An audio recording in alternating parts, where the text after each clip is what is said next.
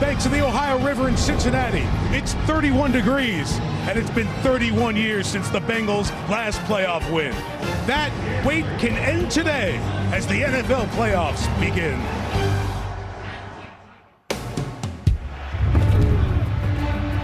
In this game, the bigger the opportunity, the better the story can become.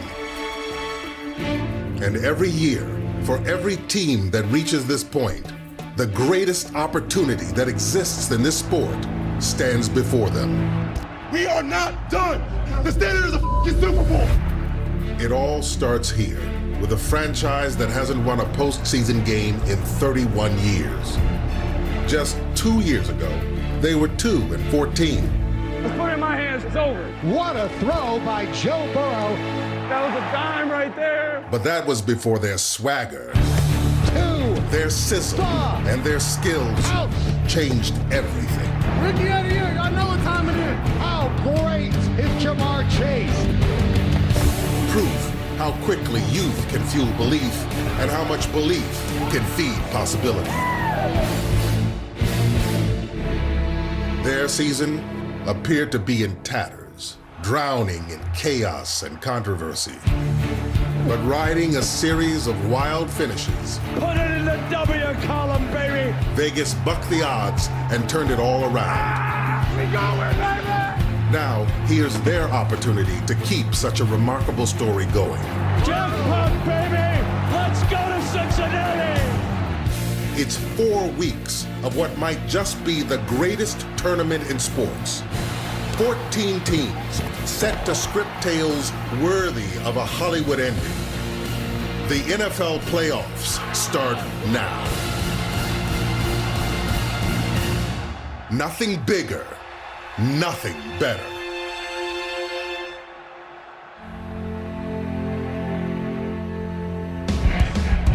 In Paul Brown Stadium, what they call the jungle in Cincinnati, and they are going wild in here.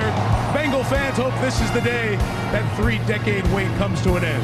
As the new face of the franchise, Joe Burrow makes his playoff debut. And the same is true for Derek Carr of the Las Vegas Raiders in this AFC Wildcard Game. Good afternoon, everyone. Mike Tirico, the road to Super Bowl 56 on NBC in Los Angeles starts here in Cincinnati, and somebody's going to end a long playoff winless drought today. We told you the Bengals, it's been 31 years, but they went worst to first in the AFC North, and they've got the young passing combo of Joe Burrow and Jamar Chase. For the Raiders, this year's Raiders may have seen more adversity than any team in league history, but they built some mettle. They won 6 games on the final play, including last Sunday night. They're trying to win a playoff game for the first time in 19 years. Drew Brees played 18 playoff games, MVP of Super Bowl 44, and birthday boy, welcome to the booth for the playoffs. Thank you. All right, these fans are so into this Bengals team. So have you been watching all season. Do they have what it takes? Why is it so real in Cincinnati right now? Well, first of all, they deserve to be here. You know, this AFC North division has been dominated by the Pittsburgh Steelers and the Baltimore Ravens for the last couple of years. But the Cincinnati Bengals beat them both twice this year to win this division. And they've got this confident young quarterback in Joe Burrow that has everyone believing. Well, the Raiders believe in themselves. What do they need to pull a road upset here today? Well, one name for you, Josh Jacobs. They need to give him the ball as much as possible today. He's a guy that continues to get stronger as the games goes on, establish the line of scrimmage, try to shorten this game, but he needs to carry the ball between 25 and 30 times today, and then rely on Darren Waller and Hunter Renfrow to work the middle of the field. That's where your matchups are going to be. These teams met in Week 11. The Bengals won that one. That was in Vegas, but the stakes are a lot higher in Cincinnati today. It's Cincinnati against a team from Sin City. Winner moves on to the Final 8. The NFL playoffs begin next here on NBC.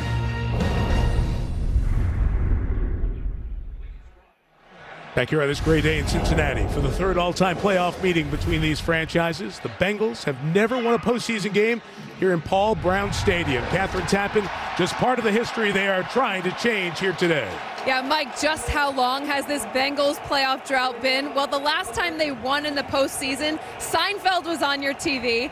Cell phones looked like bricks, and text messaging didn't even exist. And in fact, only 4 active Bengals players were alive the last time this team won a playoff game 31 years ago. Now, Joe Burrow told me this team hasn't even talked about that this week. This is a new team. team a new group of guys. But Bengals veteran tight end C.J. Uzomah acknowledged a win would be huge for the city. But for us, it would be another step closer to where we want to be, Super Bowl champs. And head coach Zach Taylor told us the narrative outside the building is that the fans feel the pressure, not the guys in that locker room. We embrace the history of the franchise, but this team has a lot of confidence. And he added, this Bengals team, there is a different feel in meetings and practice.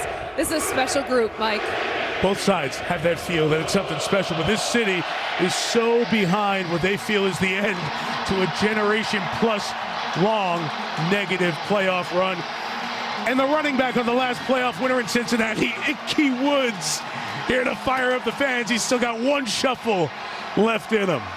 First playoff game as head coaches for the two guys going head-to-head today. 38-year-old Zach Taylor on the right, 61-year-old Rich Bisaccia on the left.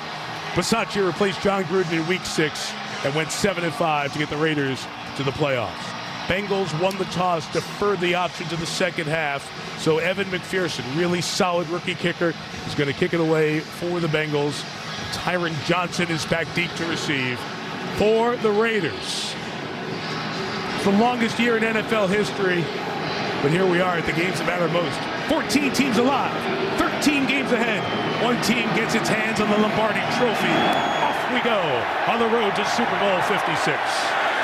No return by Johnson, and the Raiders will take over at the 25-yard line.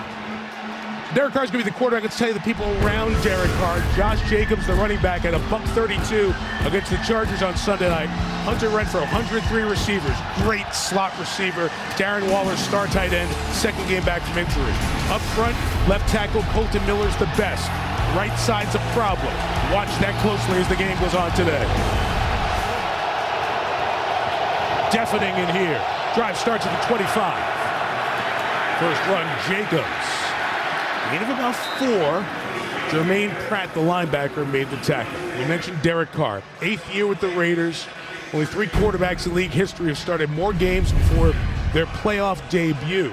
Remember, when they made the playoffs the last time in 2016, he got injured late in the regular season. You saw the numbers very good this year with 5th in the NFL with a career high in passing yards. He got 5 on first down. It's back to Jacobs to the left side. He stumbles forward for 3. 3rd and 2 against that Cincinnati defense that's middle of the pack in the NFL this year. 17th in points allowed. They've got a stud on the edge. Trey Hendrickson, 15 sacks, 4th in the league with Ogunjobi, Reader, and Hubbard. Second-year linebacker Logan Wilson is going to be the signal caller in the middle. They'll be in nickel a lot, of course. All 3 cornerbacks were signed in free agency. And Mike Hilton, 21, he's going to see a lot of Hunter Renfrow. Big matchup in the game today. They split Darren Waller out. They might like this matchup right here. 32, Richard is the back. They throw to the 50-yard line, and Zay Jones makes the catch for the first down. Jesse Bates with the tackle, but a good 3rd down pitch and catch and a gain of 17. This is a nice job by Derek Carr. They actually split out Darren Waller. In a lot of cases, he's the premier guy here, but they go to Zay Jones. He was another one of the big 3rd down threats for them this year behind Hunter Renfrow, a guy who I can see having a big impact on this game, not just in the intermediate passing game, but down the field.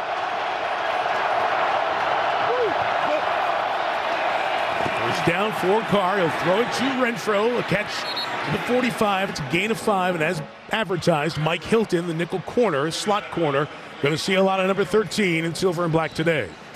That's really the key for this Raiders offense today, is rely on this run game with Josh Jacobs, try to shorten the game in that way, also just continue to dent the defense, and then work the middle of the field with guys like Darren Waller, Hunter Renfrow, and then when you have the big play opportunity down the field with guys like Zay Jones and Brian Edwards, you cash in. Second down, Jacobs. Looking for space in the right. Couldn't find much. John Simpson, the guard, pulled. Didn't get much of a push. And it's going to be 3rd down and 3. Second time on 3rd down, Jacobs comes out and Jalen Richard comes in. Saw him a lot Sunday night in the win over the Chargers. Mentioned all the personnel for the Raiders. Deshaun Jackson, veteran, 35 years old, number 1. He'll be split to the top of your screen for third down here. Doesn't play a ton, but still has some speed. Got to keep an eye on him. This is tough communication here with the crowd noise. This is typically when Hunter Renfrow comes in motion, gets behind his receiver and runs some sort of an option route. He does. Carr goes the other way. Waller juggles, hangs on, advances to the 35 and picks up a first down. So Darren Waller, sensational tight end, missed 5 games with a knee and back injury. Comes back in the lineup, big first down there. Yeah, this is really what the Raiders like to do on third down, is put Renfrow in these positions where he can run option routes. He has 3-way go. He's not open there. Derek Carr does a nice job of coming back, finding his second progression. Darren Waller continuing the drive. Nice open drive here for the Raiders to start. Couple of first downs already in the 35-yard line. They loaded up with all tight ends in here. 3 in the game. Carr's going to throw out of it. And over the ball, they complete it to Jacobs. Very close to another first down. I love the tempo and the play calling early on by Greg Olsen, the offensive coordinator for Las Vegas. Yeah, Raiders get into a heavy personnel here, 3 tight ends. They snap it from under center, which typically in this league, when you're under center, it's a lot of run plays, but they run 4 verticals, clear out the defense. Derek Carr recognizes it right away, gets the ball very quickly to his back, give him a chance to go and get good yardage. Olsen took over the play calling after the head coaching change. Second and short, they're just trying to get the first down, but we have the game's first flag for a false start. Before the snap, false start. Offense, number 83. 5-yard penalty, still second down. And you can hear how loud it is on the field when they open up the mic of Jerome Boger, working his 7th playoff game, veteran referee. Yeah, watch Waller here. He's off the ball. You know, it's always hard for tight ends. You're the furthest guy away from the quarterback, so really hard to hear. In a lot of cases, you're just feeling the tackle move before you move. But it's loud here in Cincinnati. They're excited about this game. Communication's at a premium right now. On 2nd and 5, cut back by Jacobs. Only gains 2, so that penalty may hurt him. Sam Hubbard, who is a Cincinnati kid, Moeller High School in Cincinnati, then Ohio State, now the Bengals. This playoff game means so much to him. He sets up 3rd and 3. Yeah, you're going to see this a lot from Cincinnati. When you get these run downs, like 1st and 2nd down, they like to put 5 defensive linemen covering every offensive lineman in order to stop that run. They did a nice job there. Get him to 3rd and 3. Rashard the back. Deshaun Jackson bottom of your screen. Here's this matchup with Renfrow. And Carr looking that way. He scrambles, throws on the run for Renfrow, broken up. Terrific job closing by Mike Hilton. It'll set up a field goal opportunity of about 47 yards.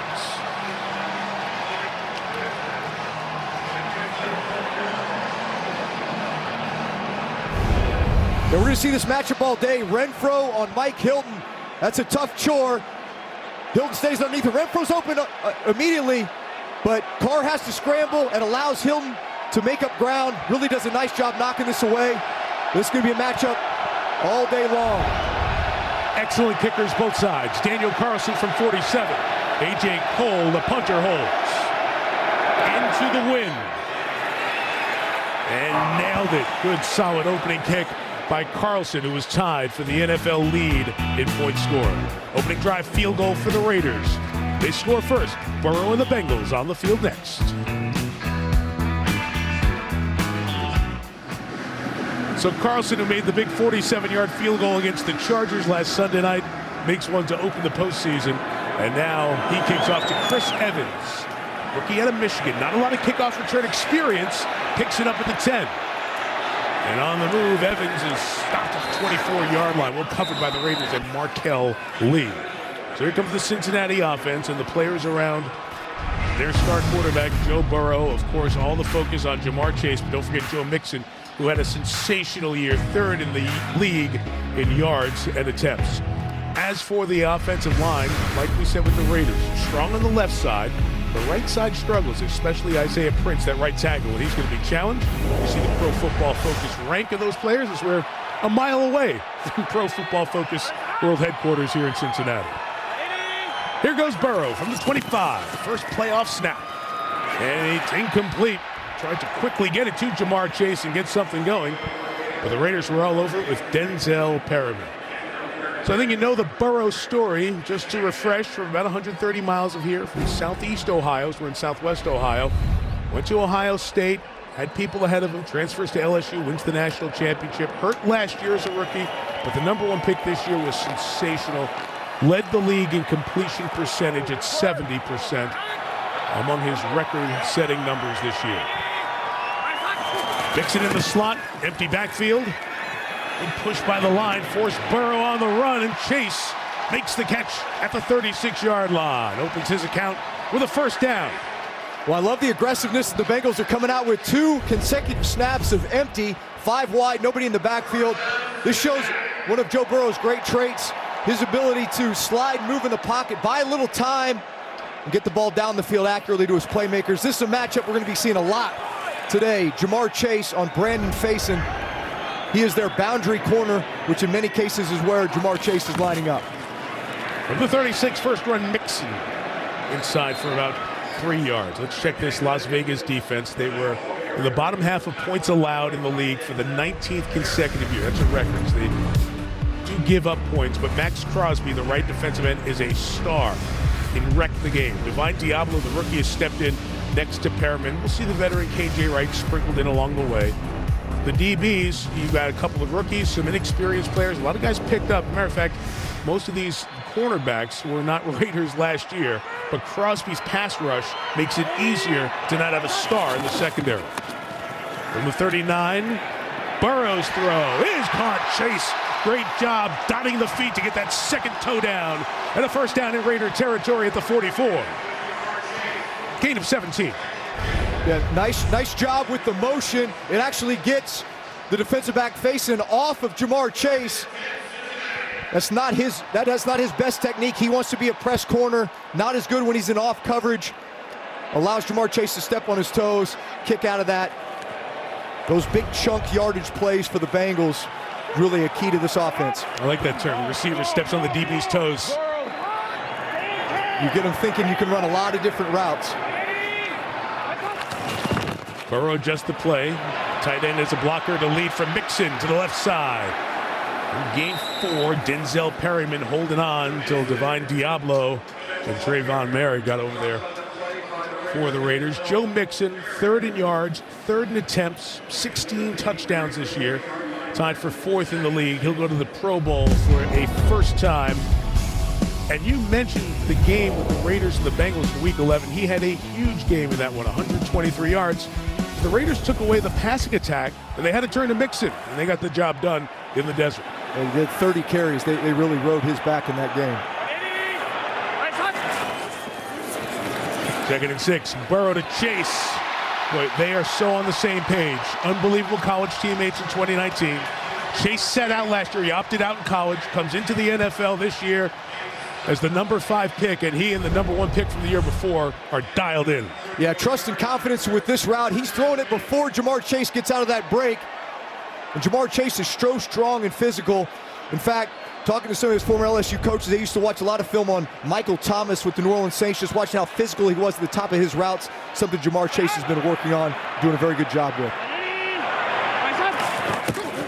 It's down for the 31, play action. Burrow's going to set up a screen now. Mixon's got a couple of blockers. He's on the move. 1st and goal for the Bengals at the 10-yard line. Gain of 21 as Mixon out of the backfield. He caught 42 this year. Yeah, with every good offense, you got to work in a good screen game. This time to Joe Mixon. Also, when you have a really good pass rush team, great way to slow them down, invite them upfield, get your blockers down the field, get it to a guy like Joe Mixon. What DB wants to tackle this guy in the open space? No, thank you. Touch of the 10, 1st and goal.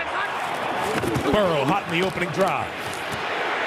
To the corner, and T. Higgins couldn't catch it. He tried to keep his feet in bounds and grab the ball in front of Casey Hayward. Higgins, the 2nd-year man out of Clemson. So you're in the red zone against the Raiders, and you better think you're going to score a touchdown, because the Raiders had a historically bad red zone defense this year. 43 times in, 35 touchdowns allowed. Not only this year, but last for the last 30 years. So red zone defense for the Raiders, essential if they want to pull a road upset here in Cincinnati. Yeah, a lot of it's been zone defense. They've given up a lot of passing touchdowns out here. 20 touchdowns, 0 interceptions. Toss, Mixon, got a couple of blockers.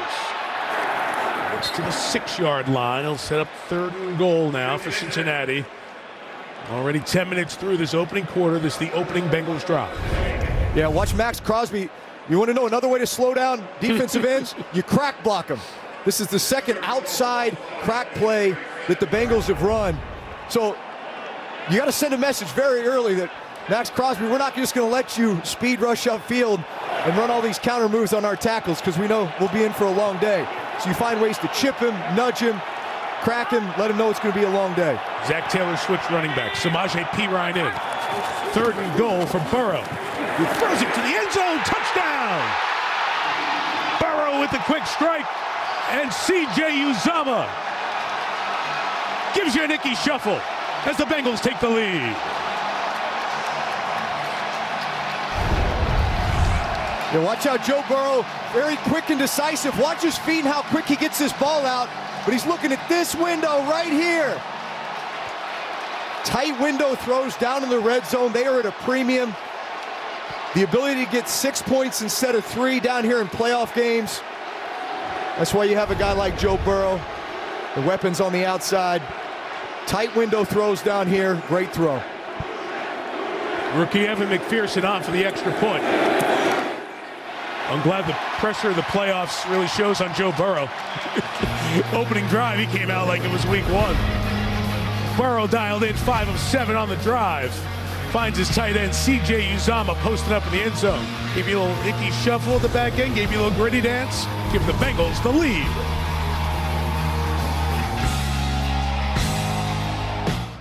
Look over from Kentucky, over the bridge, over the Ohio River, to the Cincinnati fans who have just so excited for this game. This city was buzzing all week on the secondary market.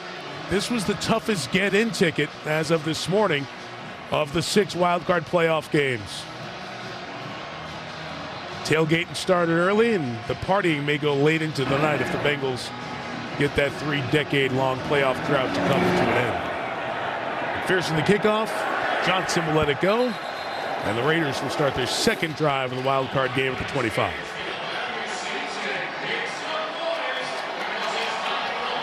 Through the Cincinnati defense that the Raiders are facing, this is the defense that, you know, the offense steals the headlines.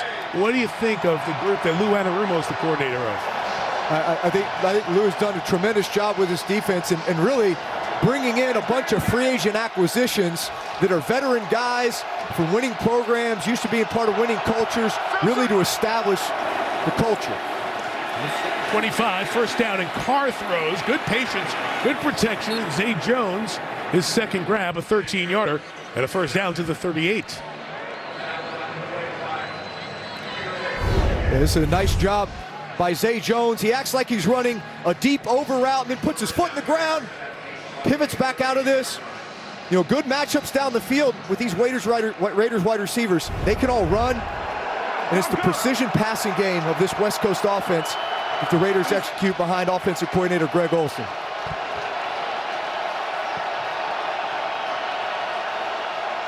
Three tight ends again, and this one is thrown away by Carr. He saw that Brian Edwards was covered and nothing to do. We're talking about this defense and the free agents that was signed to bring in to change the culture here. Look at this. It's Hendrickson, Ogunjobi from Cleveland, Wuzie from Dallas, Hilton from Pittsburgh. Winning organizations. Yeah, winning organization. Guys who are used to winning, guys who are used to going to the playoffs. And especially up front, what this has done from a pass rush perspective on that left side. Trey Hendrickson and Ogunjobi have been huge additions up front. All right, Marcus Mariota is in at quarterback, 24 snaps this year, 21 times they ran, and we have another false start on the Raiders. False start. Offense, number 74. Yard penalty. Still 2nd down. It's on Colton Miller. How hard is it on Mariota, veteran quarterback, started a bunch of games, but to come in with this noise and communicate in silent with this team? Yeah, obviously they're on the road, so it's going to be silent and gun, and that's typically when Mariota's in, it's exclusively gun, and it's all the read option stuff. So it should be the same between him and Carr. It's really inexcusable. These penalties just become magnified in the playoffs. So Carr's back in at 2nd and 15. Renfrow had to make a tough catch by his shoulder, but he makes the most out of it. Just like he has his entire career. Makes the most out of it. To the 40-yard line, gain of 7, 3rd and more manageable. Yeah, that was good for them to get into a 3rd more manageable situation. But here we are, 2 drives in a row. They had a false start by Waller on the first drive that ended up ending that drive. And that might be what happens again here. These are things that need to get cleaned up by the Raiders.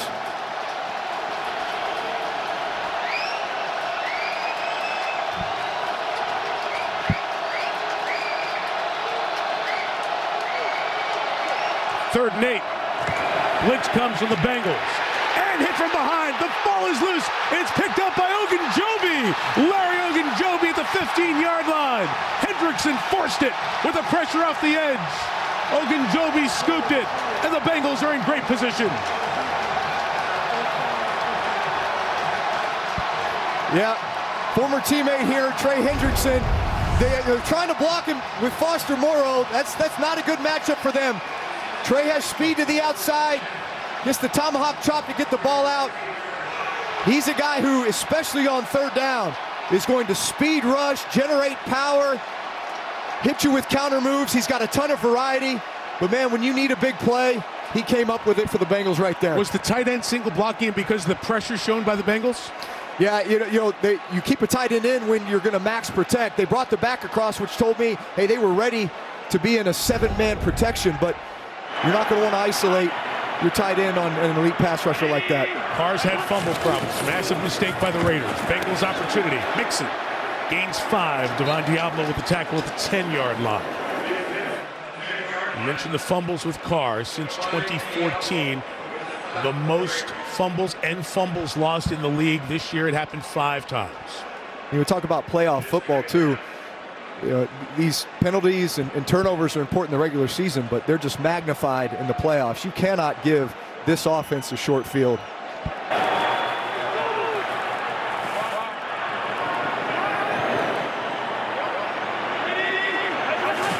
2nd and 5. Boyd comes in motion. The pitch to Mixon. Couldn't get through the blockers, and what a play coming across the field by Max Crosby. 2nd team All-Pro, going to the Pro Bowl. Man, does he come around and make so many of those tackles. Yeah, sometimes you say, hey, we're just going to run away from the best player. Well, when the guy's got a motor like this, that relentless pursuit, you say, yeah, you may run away from me, but I'm just going to go ahead and run it down. I'm glad you said relentless. He played 82 of the 93 plays against the Chargers on Sunday night. And remember, that was the last game. This is the first game. Travel, short week. He's still going.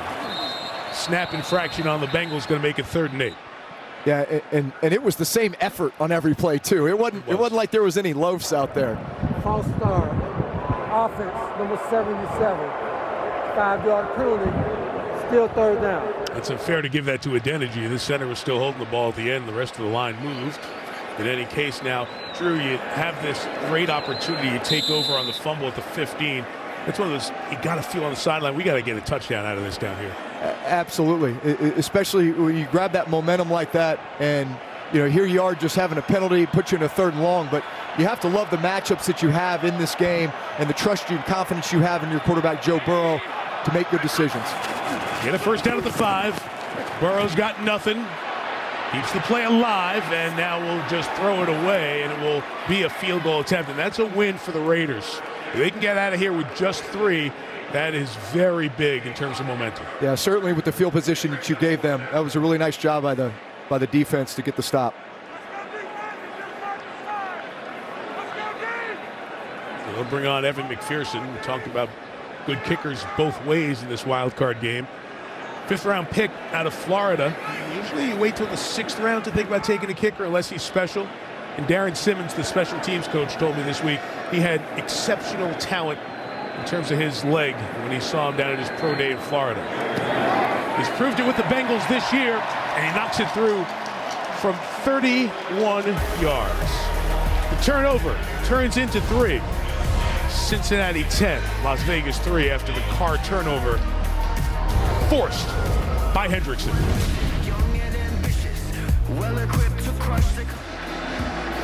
How ironic was it that the temperature at the start of the day here was 31 degrees, all the talk of the 31-year drought. There's a bad kickoff by McPherson that was grabbed.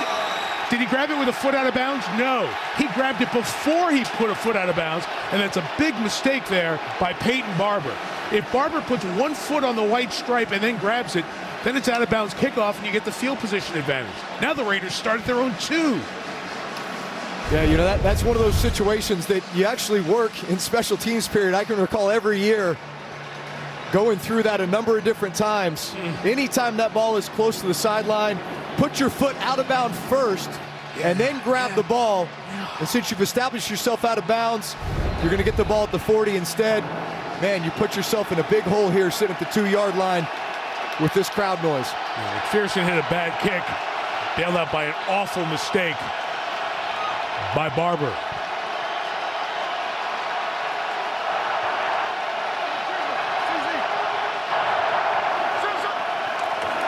So from the 2, trying to get out of the end zone, Jacobs dancing back there. He had to because there was nothing open. He was fortunate to get to the 4-yard line and pick up 2 on this, the start of the 3rd Raiders drive. Yeah, but Drew, you said it. A couple of penalties, the turnover, that play. Playoff mistakes. And self-inflicted wounds. You know, there's penalties that are going to happen within the course of play that are inevitable, but not ones that you can certainly help. And putting yourself in situations like this. And another one. We'll go back to where the drive started at the 2. False start.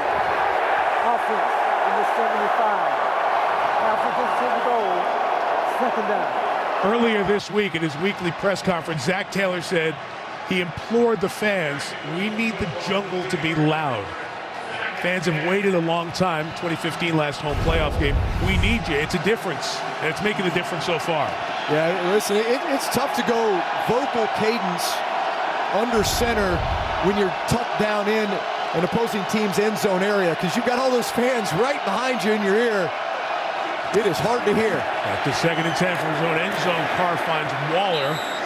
Good place to go to the 8-yard line. Jermaine Pratt, the tackle, as we get to the dying seconds of this opening quarter. You know, it's funny, it's counterintuitive, but you almost say, hey, I'd rather just get in gun. Everybody knows the rhythm of the silent count as opposed to trying to go vocally under center. So you notice they go to gun there just to try to get a quick completion, get them into a 3rd manageable. 3rd down coming up as we begin the 2nd quarter. After 1 in Cincinnati, Bengals 10, Raiders 3. The AFC Wildcard playoff continues from Ohio after these messages.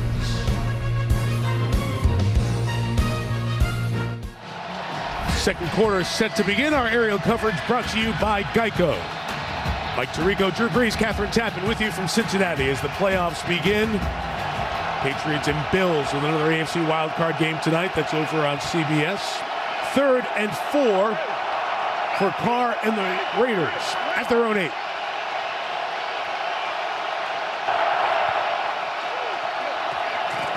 Again, the Bengals bring pressure. Carr in trouble. He's sacked. Won't be a safety. They'll mark him just outside at the half-yard line. But the pressure from Sam Hubbard, the Cincinnati native.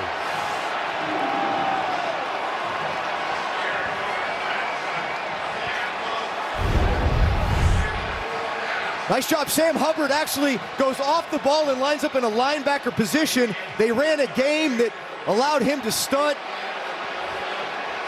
The center gets picked here as he's trying to come around to Hubbard. Really nice blitz design by that Bengals front because they had Hunter Renfrow open. A.J. Cole backed up. Big kick at a good time. Trent Taylor goes back to the 43 with some space for the return. The Bengals will start on the Raiders' side of midfield for the 2nd straight possession. But a huge time for a guy who averaged 50 yards per punt to kick one 54 yards.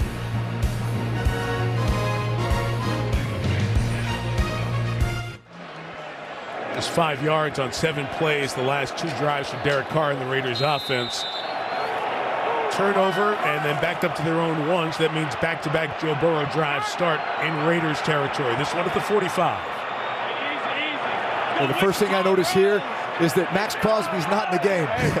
So I'm thinking as a play caller, you know what, their best pass rusher's out. This is our time to take a shot. Begins with a run with Mixon to the left for 5 yards. Joe takes it to the 40-yard line. Is Crosby. Carl Nassib was in on that tackle as Crosby gets a break for the moment. You know, Nassib is really their run-stopping defensive end. Obviously comes in to spell Crosby, but Crosby rarely comes out of the game. He's such an every-down player. But really, as a play caller, look, these are the moments where you start thinking, all right, while their best pass rusher's out, let's take advantage of that. We're good. Chase, jet sweep, come around the right side, use his speed to get a first down to the 33-yard line. And as the Bengals have picked up 6 first downs in their first 15 plays here this evening. Yeah, Jamar Chase, he reminds me so much with the ball in his hands of Deebo Samuel. And these are all the things that you see San Francisco doing with Deebo Samuel. They're almost built like their lower body like running backs. And you see what they do when they have the ball in their hands, yards after the catch. In fact, those 2 guys were tops in the league. It's an interesting comparison. Samuel's so much thicker up top that you don't think of that right away, but we talked about it earlier. That strength, that core body strength that he has. First down, Burrow, out quick to Mixon. A lot of Raiders over here, and Mixon won't go anywhere. Well covered by Las Vegas, a loss of 2. Desmond Trufant, the veteran corner, a lot of time in Atlanta, Detroit, makes the play there. Yeah, it's one of those things with Jamar Chase that you don't see just from watching him on TV, but he's got a lower half that's built like a running back. In fact, some of the coaches from LSU said that had he wanted to play running back at LSU, he would have been the best running back. It says a lot based on what his production was at the wide receiver position, but it also shows the flexibility you can have with a guy like that on offense. 2nd and 11, Burrow protected to Chase, back shoulder, comes down with it at the 8. The veteran Trufant asks for the pass interference and the push-off. Not called by the field judge. 1st and goal, Raiders. Officially a gain of 29. Yeah, it's safe to say anytime you get one-on-one with Jamar Chase, you're going to take advantage of that. You got veteran Trufant running with him, but there's such a great rapport and chemistry between those two that if he's got him beat deep, Joe Burrow knows to put it over the top. If he's underneath him, hey, I'm going to throw this firm back shoulder. Jamar Chase knows it's coming, able to make the adjustment. Usually the 9-year vet gets the call against the rookie. There it's the other way. Tough call against the Raiders. 1st and goal from the 6. Burrow scans, scrambles, throws end zone incomplete.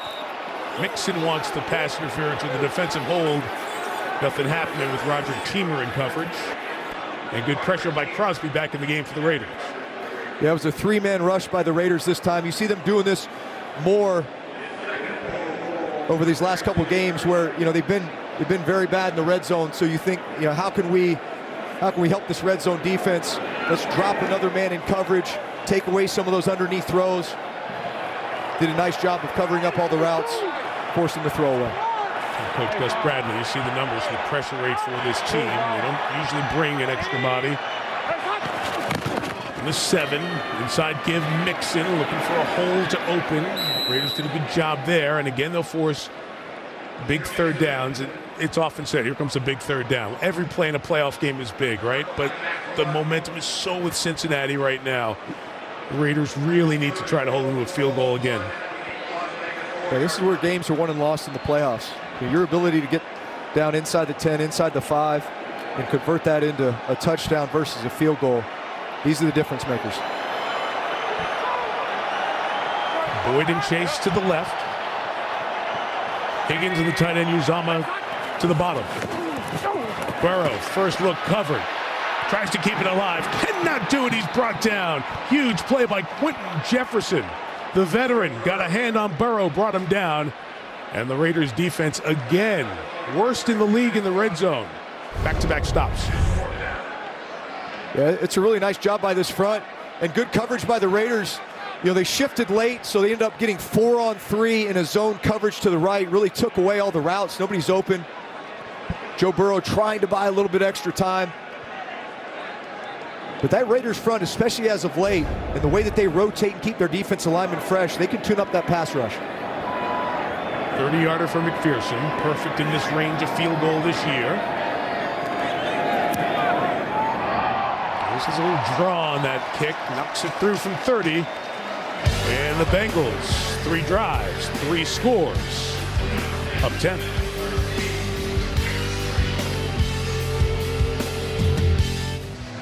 What a great look at the sun setting here in Cincinnati, and it feels like the sun's rising on a new era of Bengals football to a lot of these fans. 38-year-old Zach Taylor in his 3rd year. Started out 0-11.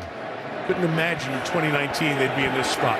Returnable kickoff for Tyron Johnson of the Raiders. They need a big play, and Johnson accelerates near the 40-yard line. That is good field position at a desperately needed time. Well, the game's been up and down, so has the season for Rich Bisaccia and the entire Raider organization. I think you know the story, but go back. They were a first-place team at the end of September.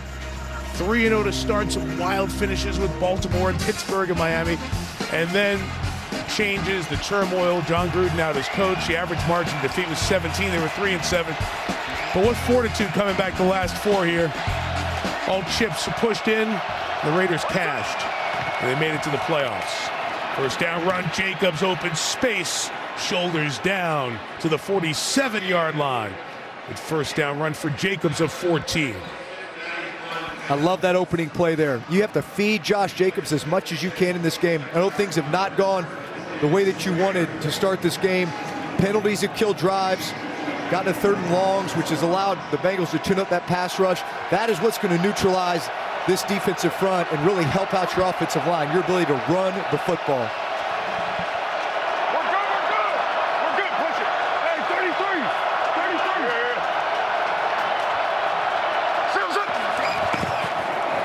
Jacobs right, big opening there, and Jacobs into the secondary, pulling away from Bell. Jacobs caught from behind at the 12-yard line. What a run by Jacobs for the first down. 35 on that gallop, and the Raiders are in the red zone. Mike Hilton with a touchdown, with a tackle, I should say, saving a touchdown. Yeah, I love this inside zone running scheme, especially as you send Hunter Renfrow in motion. Watch what that does to the defense. It forces everybody to bump.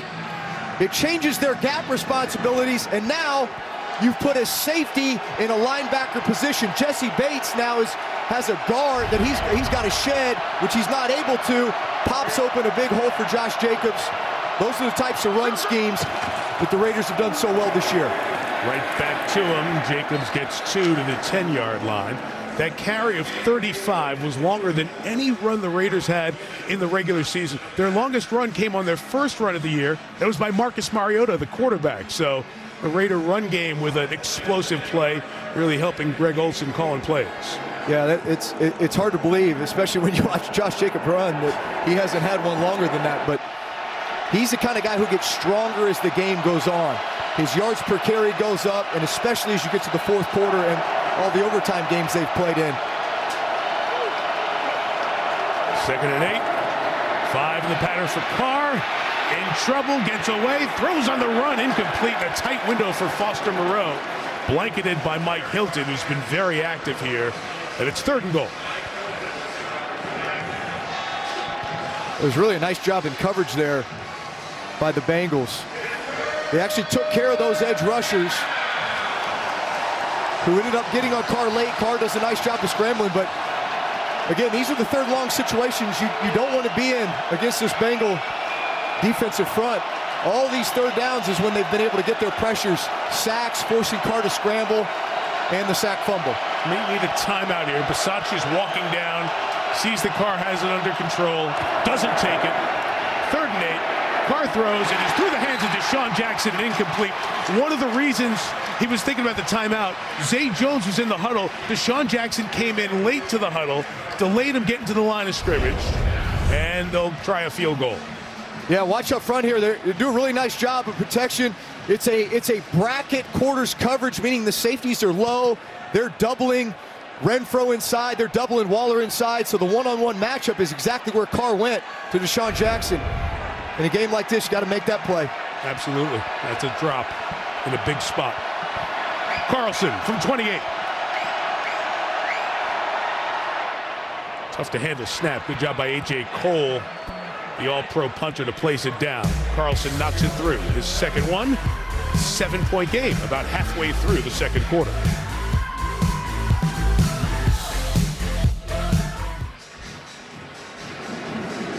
Cincinnati on this Saturday evening, 13-6. That 35-yard kickoff return was very big for the Raiders.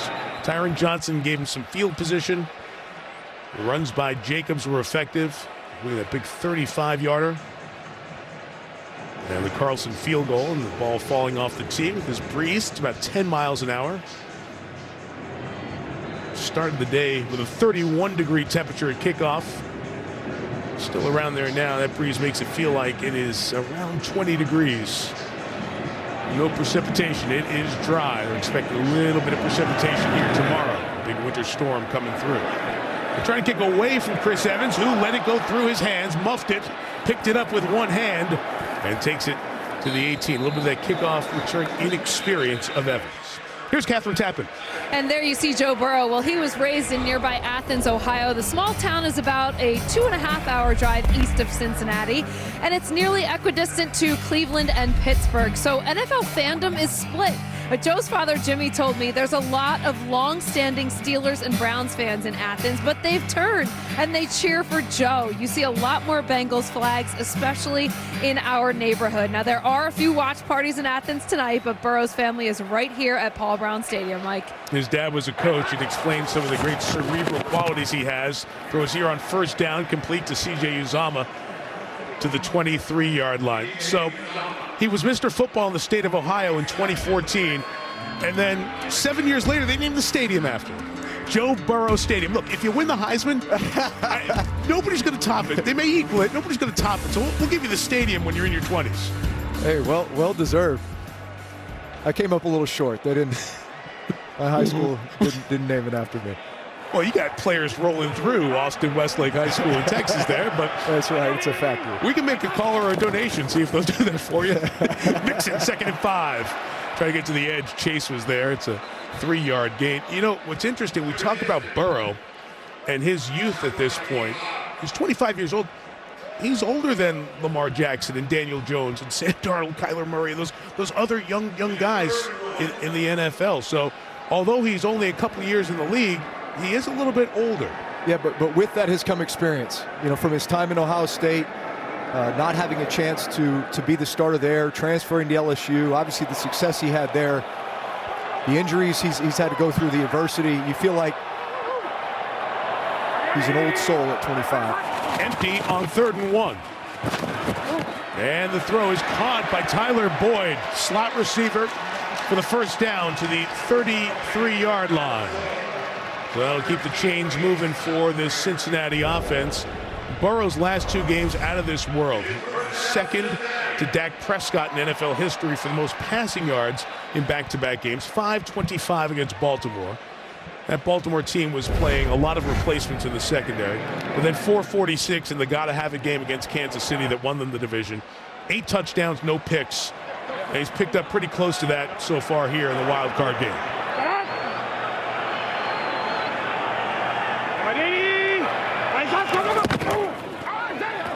Inside run is blown up there. It'll be a loss of a yard. Is Damian Square, who's playing because of Darius Philon's injury. We have not mentioned that yet for the Raiders, but if you watch the Sunday night game, Philon was such a big factor in the interior. He hurt his knee. He is out here for the postseason, so the veteran Square is seeing more time. Yeah, can't say enough about that defensive line coach, Rod Marinelli, and the way he gets that defensive line playing. That's a relentless bunch. They keep them rotating, keep them fresh. 2nd and 11 for Burrow. Intermediate throw caught by Uzomah, having a big first half. Dropped in perfectly to the 40-yard line. First down, Cincinnati. Yeah, so this is the Seattle 3 defense, but Gus Bradley plays a lot more 2 safety shell defense. Joe Burrow recognizes it, sees his tight end, watch this tight window throw, getting this ball up and down to C.J. Uzomah right off the helmet. Divine Diablo played safety at Virginia Tech, but ball skills and awareness weren't going to help you there. That was a rope over his ear for 29 to Uzomah. We always say no defense for a perfectly thrown pass. From the 40. Burrow taking a deep shot. Downfield for Chase. Broken up and incomplete. Casey Hayward, the veteran, running with him and did not let Chase get behind him. Big stop by the Raiders secondary. Hey, you knew it was only a matter of time before they were going to take a shot. This one is on the veteran, Casey Hayward. He's played a lot of football, so he gave Jamar a little more cushion. Really has great ball skills. He always has throughout his career. Just plays that ball very well. Underthrown a little bit, but nice play by the defense.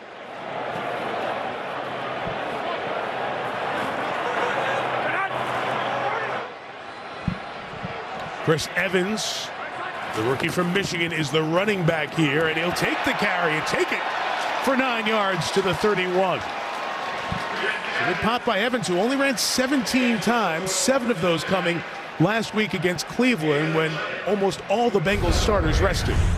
Yeah, this is a read option play.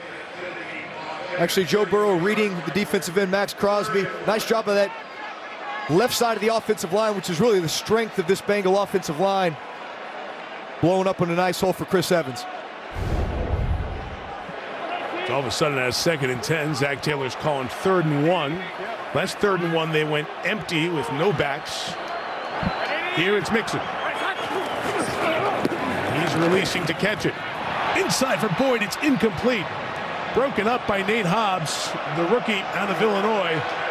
And they'll set up 4th down, and the fans immediately say go. And Joe Burrow says, quiet, we're going to. He said, quiet down, of course we're going for it. And going for it on 4th down, so much more common. Bengals were very good at it this year. 13 of 20 on 4th down conversions. And on 4th and 1, outstanding. Trying to take away the sneak, so Chase runs to the edge, got a block and got a lot more than the 1st down to the 16-yard line. Speed of Chase on the edge for 15 yards with a good block by T. Higgins. I love the philosophy here. So Joe Burrow starts and gun. When he goes under center, they think quarterback sneak. Watch how the D linemen tighten up, which is what allows Jamar Chase to come in motion and get outside to get the big play in the 4th down conversion. I love the scheme. I love the game plan call by offensive coordinator Brian Callahan. He and Zach Taylor communicating on every play call. Bengals have been inside to the 8 and the 4 last 2 drives. The 16, Burrow stays alive in the pocket. Mixon. For about 2 as Teamer and Diablo stop him on the sideline. You gave mention of Brian Callahan, his dad Bill Callahan, longtime, revered as one of the best offensive line coaches in the NFL. Brian's 37. He's been in the NFL for quite some time. Spent 6 years in Denver, was a quarterback coach in Detroit, and now the offensive coordinator here with Zach Taylor. We have Divine Diablo of the Raiders injured. He was one of the 2 silver and black defenders making the tackle on the edge on Mixon. So the athletic training staff out to look at Diablo with 2.5 left in the half.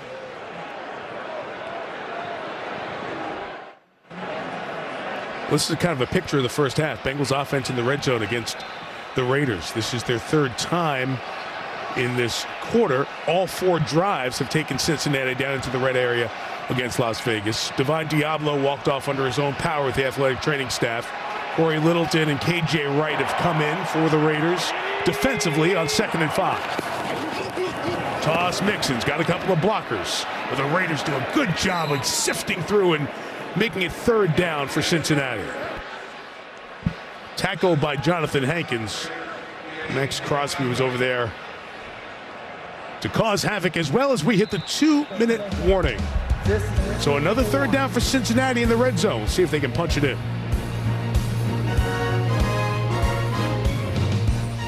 Burrow and the Bengals getting good field position, but only a field goal out of that, which has been part of the story. We mentioned Joe, and we talked to you about his high school success. His dad here in the stands watching. There's Jimmy Burrow, a former coach in the college game. He coached his son as well, so he's got great feel for the game. 3rd and 4 coming up here for the Bengals. 5 in the pattern, Burrow. Tries to keep it alive, scrambles, throws it back in the end zone, but was he out of bounds first, or is it a touchdown? I think he was out of bounds. They're discussing it. Caught in the back by Boyd. Conversation on the sideline here for the moment. No signal yet. Jerome Boger, the referee's over here on the sideline. As they are in conversation, was he out when he threw? The result of the play, touchdown. Touchdown! And it certainly will get closer inspection. And Tyler Boyd goes up to celebrate in any case. Let's see. Yep, that's fine.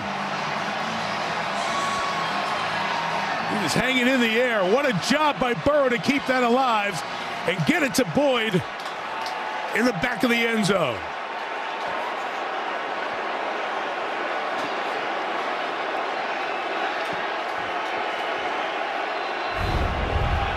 The Bengals take a 19-6 lead. And Evan McPherson on for the extra point. And knocks it through.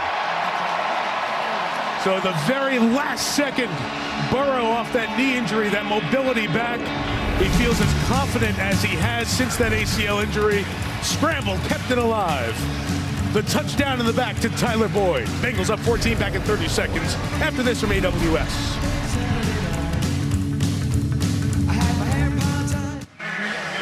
Well, play like that is why Cincinnati is calling Joe Burrow our guy and Mr. Cincinnati. What a play, keeping that one alive to find Boyd for the touchdown on the back line, 20-6. Yeah, it really, Raiders defense has played well down there in the red zone. They're doing some different things. They're dropping 8. They're mixing up the coverages. On that last one, they dropped 8. Crosby did a nice job getting pressure, but Joe Burrow. Tyron Johnson, no room to run. He's taken down back at the 20-yard line. Raiders got to get something going. Big drive here. Carr throws. It is dropped by Brian Edwards and incomplete. Minute 39, all timeouts for the Raiders. Knowing the Bengals get the ball to start the second half. Dangerous spot here because the Raiders defense has not stopped Cincinnati at all. Really important that they can get something going here, at least get a few first downs, try to go down and get points. You have to think about Waller and Renfro in these situations. Work in the middle of the field. You're probably going to get a lot of shell coverage. That's where the holes in the defense are. Here's an underneath throw, caught by Renfro, pulled down harshly, gain of 7. Logan Wilson drags him down. It's third down, spinning clock under 90 seconds. Just glad to see Renfro's okay after that. A little confusion here. Deshaun Jackson coming in, Zay Jones out. Raiders going to huddle.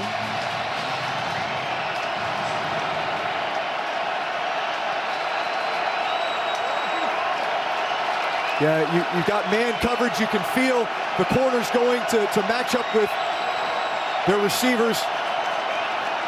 3rd and 3, pressure off the edge, and underneath it's Edwards with a big gain. And Edwards will take it to the 46. Certainly the Raiders will take a timeout here. Or is he out of bounds first? Yes, out of bounds, so 55. No reason for the Raiders to use one of their 3. It's a big play to keep this drive going and not give it back to Cincinnati. Yeah, this was a nice job by the Raiders. They motion down Edwards. They actually get a pick. You see how Renfro runs up through the defender with his defender. Open up that shallow cross. Big play in man coverage on those shallow crosses. The 46, Carr again working the middle, that time for Jones. Incomplete. With Awuzie, the former Cowboy, covering. Yeah, it's interesting what the Bengals have done. They're playing a lot of man coverage right now, just in various forms. They brought in one of their bigger corners, Trey Flowers, to actually match Darren Waller man-to-man. He's actually been open 2 plays in a row. Let's see if they go back to that.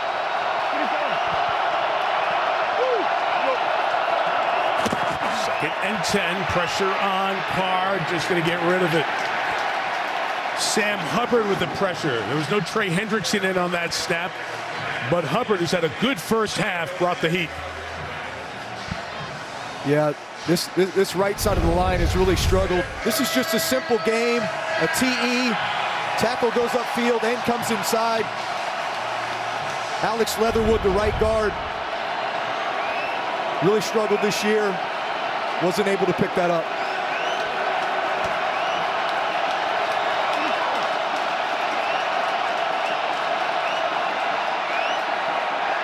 Third and 10. Carr going to take off. Can he get there? Absolutely, and more. Flag is down, though, as Carr gets to the 34-yard line. Carr down, flag down in the secondary, and it's going to be a hold on the Bengals. So the gain will stand. During the run, holding, defense, number 20. 5-yard penalty as it is in the play. First down. Yeah, how do you cover Renfro? Well, you hold him. Mike Hilton has a tough job today. He's got to run all over the field with him, fight through picks in order to get it. Just hooked his hip there. So 37 seconds left. Raiders been able to get down here and preserve all 3 timeouts. So all options open for Carr. Again, huge drive for the Raiders, with the Bengals getting the ball to start the second half. 29, trying to get it out to Jalen Richard. They do. He'll gain 4 to the 25. And Rich Bisaccia will take the first of the 3 timeouts. 31 to go. Second and a long 5 coming up for Derek Carr and the Raiders in 30 seconds. Second and 6 coming here for the Raiders at the 25 of the Bengals. We'll go back to the last touchdown. We were talking about this in the break. I stopped calling the play. We all stopped. The Raiders stopped. I want you to listen to the play. Listen for the whistle as Burrow is just about to throw. Right there it comes. I don't know if it made a difference in the play, but it was certainly an erroneous whistle. Terry, anything replay could have cleaned up, by the way, on that play? No, replay, that is not a reviewable play. Once they've ruled him out of bounds, it's over. They also can't fix the erroneous whistle. What they should have done, because it was an erroneous whistle, was actually replay the down because it was a loose ball in flight. That's why there was so much conversation. Right. They can't have a touchdown on that play by rule. From the 25-yard line, this is second and 6 for Carr. Throws it over the middle, incomplete. Tried to get Waller, and he was open too. It'll set up 3rd down and 6 here with 27 seconds left. Yeah, that's a full blitz cover 0 look. So they've got one more than they can block. So it's just a full slide protection. Hubbard's going to come free. Carr has to get the ball out. So that's just one as a receiver. A little bit of a sense of urgency. Get your head around a little bit faster. Be ready for the ball. The coordinators calling plays. 3rd and 6. So watch play clock here. Yeah, it's another. It looks like a full blitz look. We'll see if they bring it or drop out. Timeout called. Raiders got the timeout. Officials coming in from the top, and he will say to Boger, I got the timeout before the snap.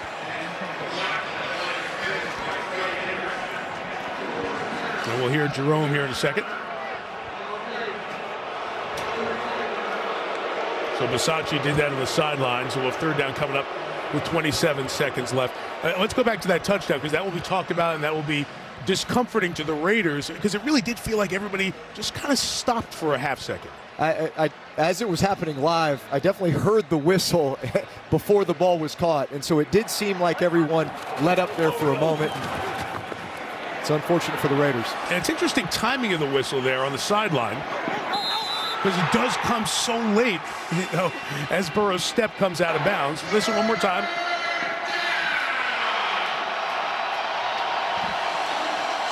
And that lengthy conversation continued before Boger said touchdown. And obviously the Nats sound and replay is not something that sinks together to look at it. Here's 3rd down, linebacker out on Jalen Richard is at the bottom of the screen. Marcus Bailey's covering him. And Carr goes that way, but it's Waller with the catch of the 1st down. Out of bounds for the Raiders at the 14-yard line. 23 seconds and a timeout remaining. Yeah, we talked about this matchup earlier in this drive. They bring in Trey Flowers. It's dime. He's a big corner who they feel can match up with Darren Waller, but really nice move to the line of scrimmage by Waller. And if they're going to play more man, I think that's a matchup you like on this drive. All right, Drew, what are we thinking here now with one timeout and 23 seconds left as a quarterback and a play caller? Well, with the timeout, that gives you access to the entire offense. You can run the ball here if you want. You can throw a screen. You can throw something to the middle of the field. Really, the objective would be to get down inside the 7-yard line, call your timeout, and then just take a bunch of shots at the end zone. Boy, no delay of game called. Off just in time. Carr throws it incomplete as Richard got knocked down. The Raiders got to get the plays in here soon. That's 3 times on this drive. They were at the dying second of the play clock and weren't really ready. Inexcusable at this point in the game. Yeah, you really want to think tempo. You know what you're getting defensively. They've been playing dime defense. That was a snap of nickel. They stay in nickel here, so they've got 5 DBs, 2 linebackers. But again, you have the full access within the offense. Try to get the ball to the middle of the field. And he throws there to Zay Jones, who comes down with it for a touchdown. A huge play for the Raiders as Zay Jones was in coverage. Eli Apple was there, and Jones pulls it in. The 5th-year man with a touchdown to make it a 20-12 game with 13 seconds left. Yeah, I love the route concept here. It's going to be a double post. Watch where Derek Carr's eyes are. It's right on that strong safety. He's making sure that the strong safety grabs Hunter Renfrow as the inside receiver, which isolates Zay Jones. You just tell that receiver, make sure you cross the DB's face. He does a great job of it, makes the contested catch. Really nice execution all the way around. A great strong catch, too. Apple got his arm up in there. Extra point is good from Carlson.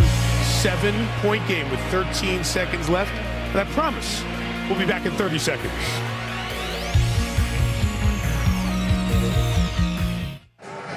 Drew, we were talking to Derek Carr this week, and he was talking about, Renfro's great and Waller's unbelievable.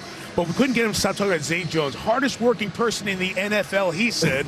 We can't justify that with 1,500 players in the league. But he said every time he runs a practice route, it's full tilt all the time. What does that mean to a quarterback? I mean, that's the biggest compliment that you could pay someone. He absolutely loves his work ethic. And, he says that about Waller. He says that about Renfro. So when you have a group of guys that day in and day out are coming to work and they're putting in that type of effort, just says a lot about that team, especially the situation they were in this year and all that they had overcome together. But you talk also about just this West Coast offense, the precision of the passing game that is required. Everything is timing and rhythm. And when you can get those full speed reps in practice, that translates to games. Only other touchdown Jones caught this year in the regular season, 31-yard. Remember the game winner that Monday night in overtime against Baltimore. Big one there. Trent Taylor has now gone back to return kickoffs after Evans dropped one earlier. We'll watch that in the second half. And this may be the only way to stop the Bengals from scoring on a drive. Give it to them with 13 seconds back at the 25. Yeah, that was a critical drive for the Raiders. Really a lot of self-inflicted wounds thus far in the first half. Offsides, penalties, turnovers, things that have given the Bengals a short field, so they needed that. Burrow and the Bengals back on the field when the second half begins at the break here in the wild card game. Cincinnati trying to win a playoff game for the first time in 31 years. Leads Las Vegas 20-13.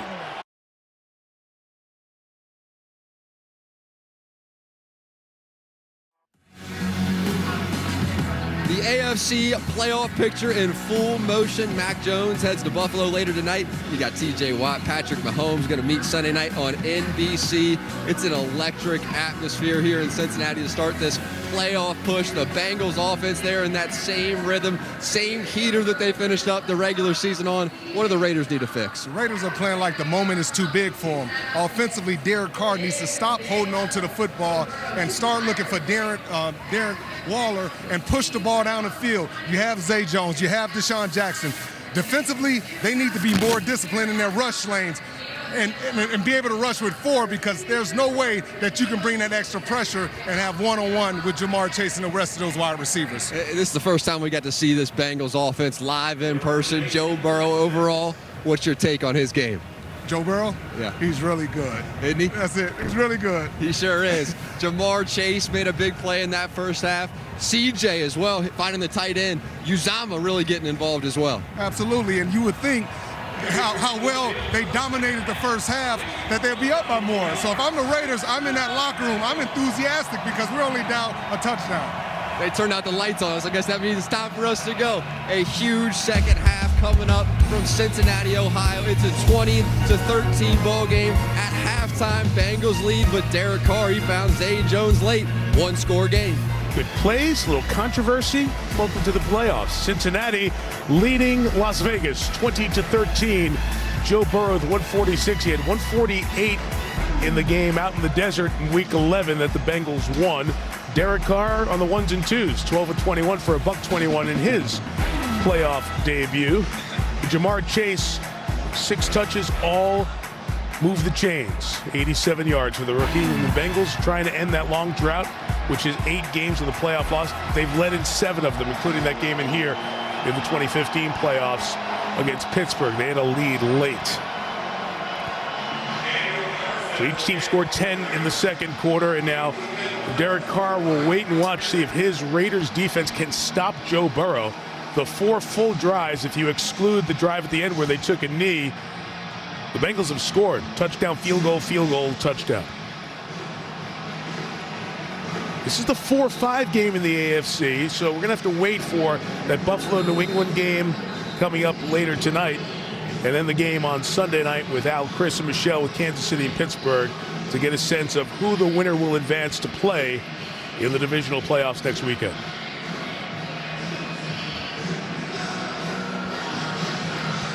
Temperature started 31 degrees. It's a couple degrees cooler. The wind is still blowing at a good enough clip. The ball just fell off the tee, as a matter of fact, as Daniel Carlson was set to kick it off.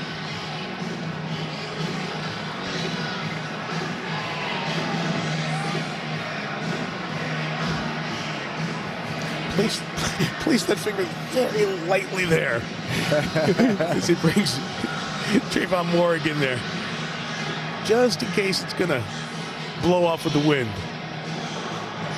Second half underway here in Cincinnati. Chris Evans kicking into this wind.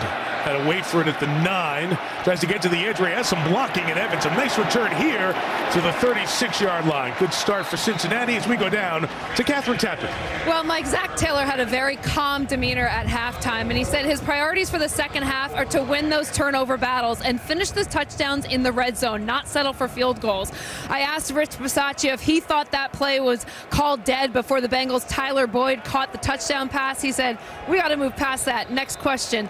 His message to the team, this is it. Keep winning those games. And Diablo and Jefferson both went to the locker room in the second quarter. Big defensive men out for this team in the second half. And Rich Bisaccia said we just have to find other ways to make up for their absence, Mike. Quentin Jefferson, huge, a defensive tackle, and Divine Diablo a starting linebacker. So Mixon runs to the left here. And Drew, you were thinking that's something Cincinnati needs to do more of. Establish a run here in the second half. Yeah, they weren't really as effective in the first half as I thought they would be. They were having a lot of success in the passing game with the screen game. But watch this, right off the bat, they're going to pull guards, gap scheme, very specific run scheme, really to get things started. I think we're really going to see a heavy dose of Joe Mixon in this second half, in addition to some of these big play opportunities. And if Quentin Jefferson's done for the game, that's huge, because now you're out Philon, who was injured last week, and Quentin Jefferson, so you're really light on the rotation inside. Burrow over the middle, caught by Chase. So that'll be a non-first down on a touch for Chase, which has been rare here tonight. It's a gain of 4. Yeah, you know, not all quarterbacks love empty formation. In other words, 5 wide receivers, no backs in the backfield. That's something that Joe Burrow does very well. He sees very well. Typically, you got to be really alert for pressure coming off each edge. But your knowledge of where to go with the football, getting it out of your hands quickly, you see Joe Burrow getting a lot of completions in empty. Under center, now play action, and he'll throw it over the middle again. It's complete. And it's a first down. It's Uzama inside the 45 to the 42-yard line. Good game here for Uzama, the tight end tonight. 4th catch for 50 yards and a touchdown. Yeah, speaking of big plays, I think they missed one. Watch Tyler Boyd right here. Play action, you pull the guard. What does that do? It brings the linebackers up. You had Tyler Boyd running on all-go special. This special seam is what we call it. Could have been a big play for him there. Is that why you jumped? That is why I jumped. That's why my voice went up, because I saw you jump and you saw it. I ran the play action, I said, here comes all-go special. Toss Mixon on the edge. Has a couple of blockers pulling with him and gets to the 36-yard line. It was only my favorite play, Mike. So, I know. I mean, it's part of my DNA. I can smell it coming. Well, we did bring a ball up to the booth for you. I thought you were going to pick it up and throw it to him. What's it like in these playoff games for quarterbacks, especially your first one, like Burrow? Is it just another game? I mean, you can't just say it's just another game, but typically teams come out and I find that they're a little bit tighter. You know, it's, hey, we can't make mistakes because mistakes are magnified. It usually takes you a little while to get into it. I wouldn't say that's been the case for these guys, though. No, they've looked good from the start. Chase again to the 28-yard line. And taking the worst of that was Brandon Faison, and the corner is injured. And the Bengals athletic training staff is going to go right there to make sure Faison doesn't make any movements that can do further damage until the Raiders staff gets over there. They're out to look at the fourth-year corner Faison. Not good news that Brandon Faison's going to the blue tent for further medical examination. The good news is that he got up and jogged off after taking that hit from his teammate who was closing, Corey Littleton, the helmet-to-helmet hit on his own teammate. Already without two starters in Diablo and Jefferson. Now a third in the blue tent, so it's getting tougher for the Raiders. Bengals on the move from the 29 with Burrow. Left run from Mixon, thrown down after a gain of 4 by Littleton, who we just mentioned. We have a flag down. And Mixon slow to get up. The Cincinnati team very good in terms of taking few penalties. Illegal for most offense. If there's 7 men on the line of scrimmage. 5-yard penalty, replay, first down. And there's only the third penalty, all procedural 5-yarders on the Bengals here tonight. They had the fewest penalty yards of any team in the NFL. And only 4 penalties per game on Zach Taylor's team. First and 15, Samaje Perine, who was Mixon's teammate at Oklahoma, is the back. Burrow flushed by Crosby and throws incomplete as Perine was covered. And nice job by the Raiders defense. Yeah, nice job by Joe Burrow avoiding there, but man, Max Crosby, if you leave this guy one-on-one with any kind of space, watch his variety of rush moves. Here, he's able to get Prince inside. Nice job by Joe Burrow making a miss, but talk about being disruptive in the pass game. If you don't have a plan for this guy, he can wreck your day. Second team All-Pro, going to the Pro Bowl. 3rd year out of Eastern Michigan. 2nd and 15. Burrow shot down the field for Chase. Got those feet down and inbounds. There is a flag down, but it's caught by Chase. And he's inside the 10 to the 6-yard line. That flag down by the quarterback as well. And Crosby is pleading his case to the collection of officials in conversation. And Vegas have had, let's see. We'll wait to see what the call is here. The rule on the field is that we have a timeout called by Las Vegas.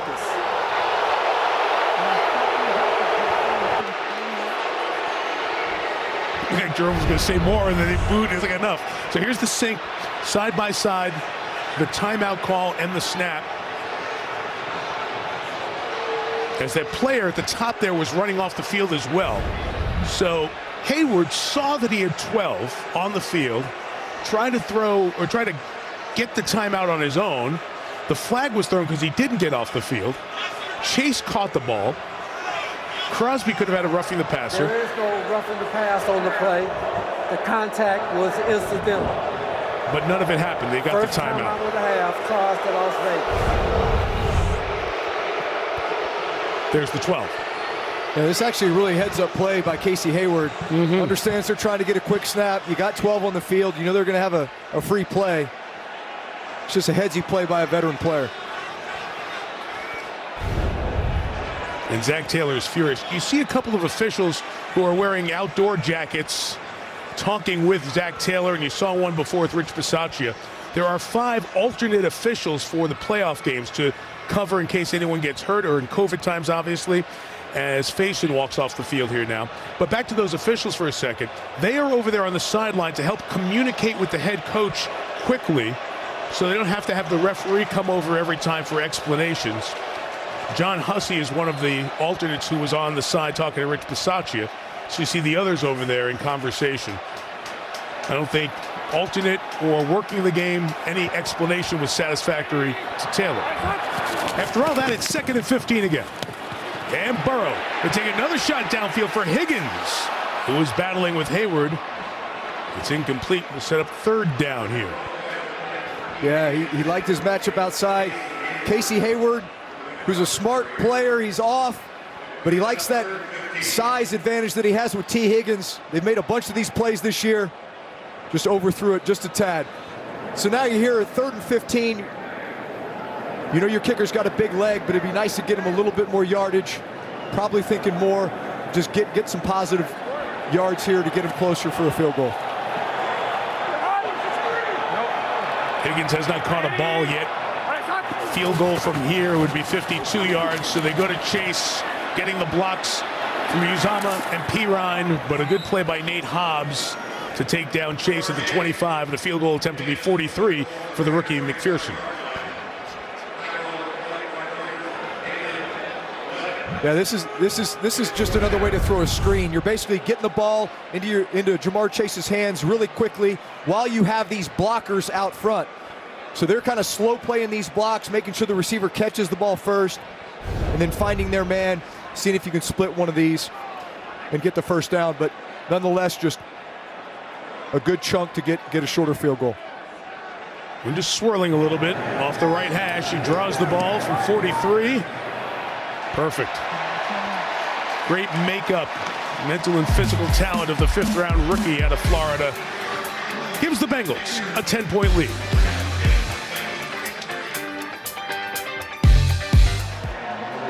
This cool night, just frigid cold. Be single digits in Buffalo when the Bills and the Patriots play Game 2 of Super Wildcard Weekend. 2 today, 3 tomorrow, including the Sunday nighter with Kansas City and Pittsburgh, and then a playoff game on Monday night. Raiders will take over at the 25. We take a look at the Walmart Plus 4K Skycam. What do you have for us, Drew? Yeah, this has been the real difference in this game for the Cincinnati defense. These edge rushers, Hubbard and Hendrickson, and all these plays coming on 3rd down, forcing Derek Carr to scramble and be off schedule. You're never going to be able to block Trey Hendrickson with a tight end, forcing the one big turnover in the game. And then some of the creativity with the pass rush and the pressure schemes, taking Hubbard from his defensive end position, wrapping him in there to get good field position for his offense. That's truly been the difference in the game for the Bengals. Jacobs' running was effective at the end of the first half, but not here with Jermaine Pratt, along with linebacker Logan Wilson getting it started. Yeah, watch Jermaine Pratt here. Downhill, he's your thumper. He's your run-defending linebacker who sets the physical presence on that defense. He anticipates it, beats the guard's block. Tackle for loss. Those plays are the ones that now can get you into these 3rd and long situations if they can stop him here. 2nd and 11. Carr is protected. The shot play was covered. He'll come back down and get Waller, the tight end, for the first down. And a gain of 12. And one of the Bengals pass rushers, Larry Ogunjobi, is hopping back behind the quarterback there. And we're going to get the athletic training staff out to look at Ogunjobi. Big part of this team with 7 sacks this year as he got hurt. Myles Garrett, his teammate in Cleveland, today, is a heck of a run defender. Larry Ogunjobi came here to Cincinnati, has had that impact. He is out, taken off on the cart with a leg injury. B.J. Hill is in. Mike Daniels was injured in the first quarter, so they're thin at defensive tackle. See if the Raiders take advantage of that. Jacobs here cannot get out of the arm tackle of Sam Hubbard, who's having a really good game. Mike Hilton's first penetration helped Hubbard get time to make the stop. Yeah, that's really a heck of a play by Mike Hilton. Watch him here. You know, big free agent signing from Pittsburgh. Something they did there a lot was pressure him off the slot. That's something he's known for. Has a great ability to time it up. And his defensive coordinator, Lou Anarumo, said he's like a pit bull when he gets in that backfield. 2nd and 10. This pass is Brian Edwards going down incomplete. So Edwards couldn't scoop it. from Eli Apple. He disagrees and wants him to go replay it. Raiders have already burned a timeout. Here's a look. I think, let's see all the way through here, the end. It looks like a catch. That's a catch. But now I think New York's helping him here. On the field is a catch at the 42-yard line. So that was one of those expedited reviews where the league office, watching all the feeds in New York, 42, will tell them that it was complete and there's no need for the challenge to happen. Replay assist is what it's technically called. I think that's an example of the system working correctly. Right. People wanted the eye in the sky, the college every play reviewed, whole kind of thing. It just expedites the game, and all you want is the right call to be made, and that was, even though Zach Taylor doesn't feel it. It's 3rd and 4. It's a big play because 3rd long has not treated the Raiders well today, but 3rd and 4 has. Jalen Richard is the back. Pressure comes late. Carr throws to Renfro. Brings it down, but then loses it. Did he have it long enough? The call on the field is that he had it long enough. 2 feet down, made a move, did something with it, and then fumbled. Now the Raiders are running to the line to try to beat any challenge from Cincinnati. Raiders scrambling to the line. Play is being stopped here as Zach Taylor has thrown the challenge flag. I mean, this has been one of those nights where the officiating is taking center stage. Catch, 2. Let's see, is it 2 or no? We'll bring in Terry McCauley as we look at it there. Terry? No, Mike, this is an incomplete pass. He gets control and he gets 2 feet down, but he does not perform an act common to the game by taking an extra step or doing something else. He loses the ball right after that second step comes down. This is incomplete. It's challenging the rule of the field of a completed catch and a fumble. It was a heck of a punch out by Jesse Bates, the safety. All right, so this is in the regular, normal, traditional challenge review process. After reviewing the play, it's an incomplete pass. It'll be 4th down at the 42-yard line. Please reset the game clock to 8:32. Cincinnati is not charged a timeout. All right, so there you hear it in break. Renfro couldn't hang on. Good play by Bates. This is the 2nd punt of the game. Both of them by the Raiders. A.J. Cole kicked it. Trent Taylor with the return. And Taylor will bring it back about a dozen yards to the 29-yard line. And that's where the Bengals will take over. So as we said, it's one of those things, you want the games decided on the field, not with calls, but this is certainly one that will be discussed for a while. Very key play. Bengals go up by the score of 20-6. You hear the whistle. Watch 25 for the Raiders. He kind of stops a little bit as the ball is in the air. The ball is caught by Boyd. Even Boyd didn't celebrate right away. Everybody was just in pause mode. We heard the whistle.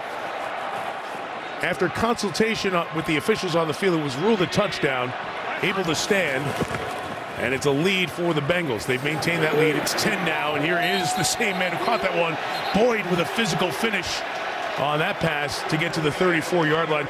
Just to let you know real quick, the NFL has said there will not be a statement about what happened in that play during the game. They'll have a statement after the game, and certainly a conversation with the officials involved before the league makes a statement on it is the proper way to go about that. So that's the housekeeping on that. And as Rich Bisaccia told Catherine, you gotta put that behind you. You gotta go ahead. You're not gonna have it taken away an hour later. Second drive of the half of the Bengals, 2nd and 5. And Boyd caught the first one. Jet sweeps the second one. And a flag comes down as he's down after a gain of 4.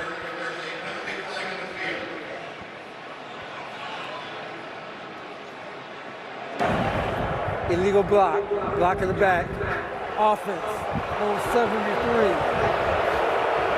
10-yard penalty.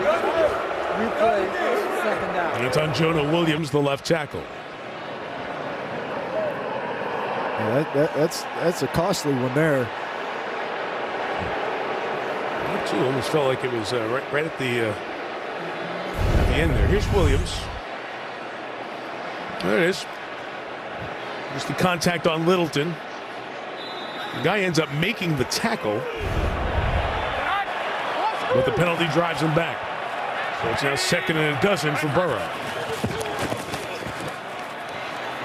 He throws to Higgins, can't bring it in. They continue to work on Hayward on that far side. And Desmond Trufant remains a corner as Brandon Faison was taken to the locker room for further examination.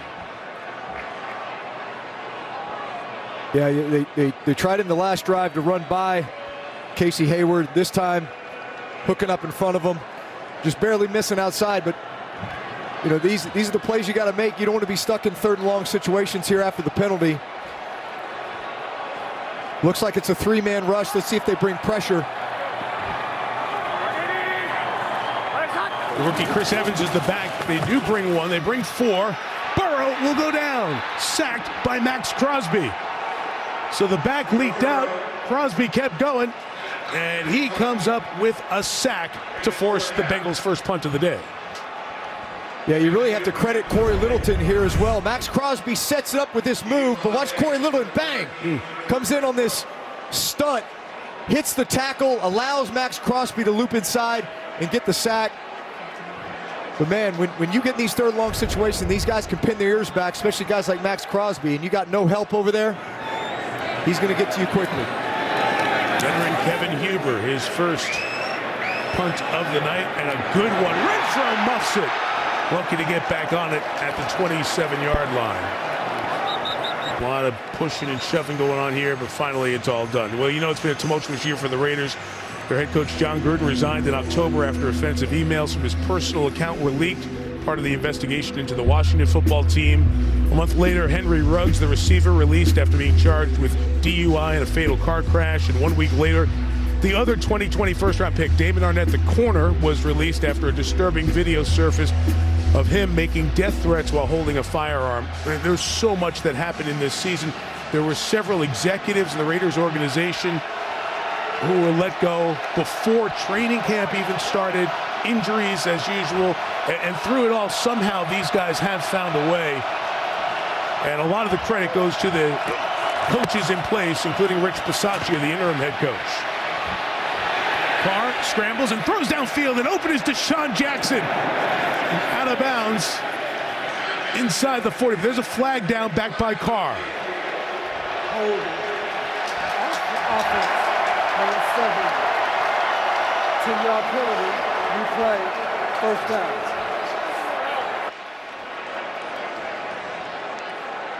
Yeah, watch the right guard here, Alex Leatherwood.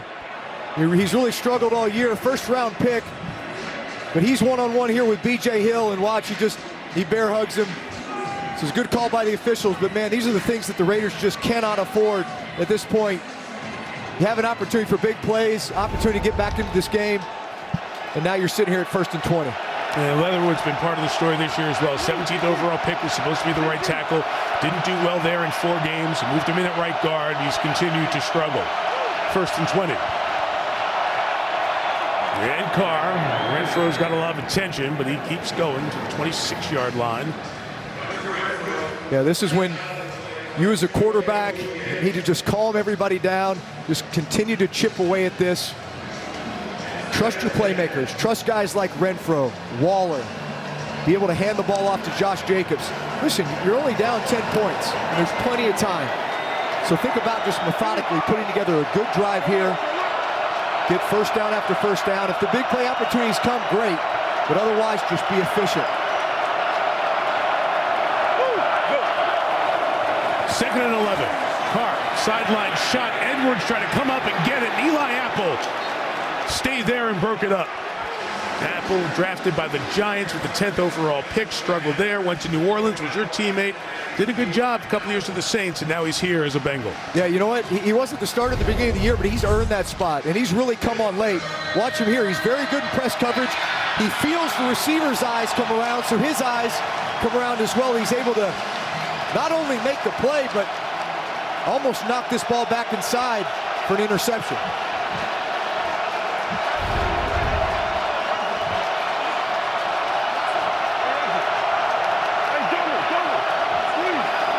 and 11. No Hendrickson in the game for the Bengals. Renfro over the middle. Big first down to the 42-yard line. The slot machine pays off again. Another third down conversion for Renfro. Yeah, well, I'm guessing one of these linebackers went the wrong way. Should be buzzing this way. Instead, he buzzes this way. And watch the void that leaves now with Hunter Renfro wide open in the middle of the field. It's just one of those coverage busts. Sometimes you're trying to disguise, drop the wrong direction. The last couple of plays have not seen Trey Hendrickson. Big pass rushing edge defender for the Bengals.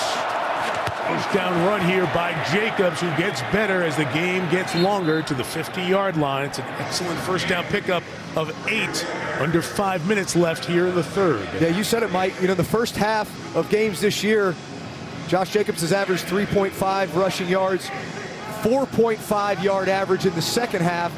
But these last 3 games in the fourth quarter and overtime, he's averaged 6 yards a carry.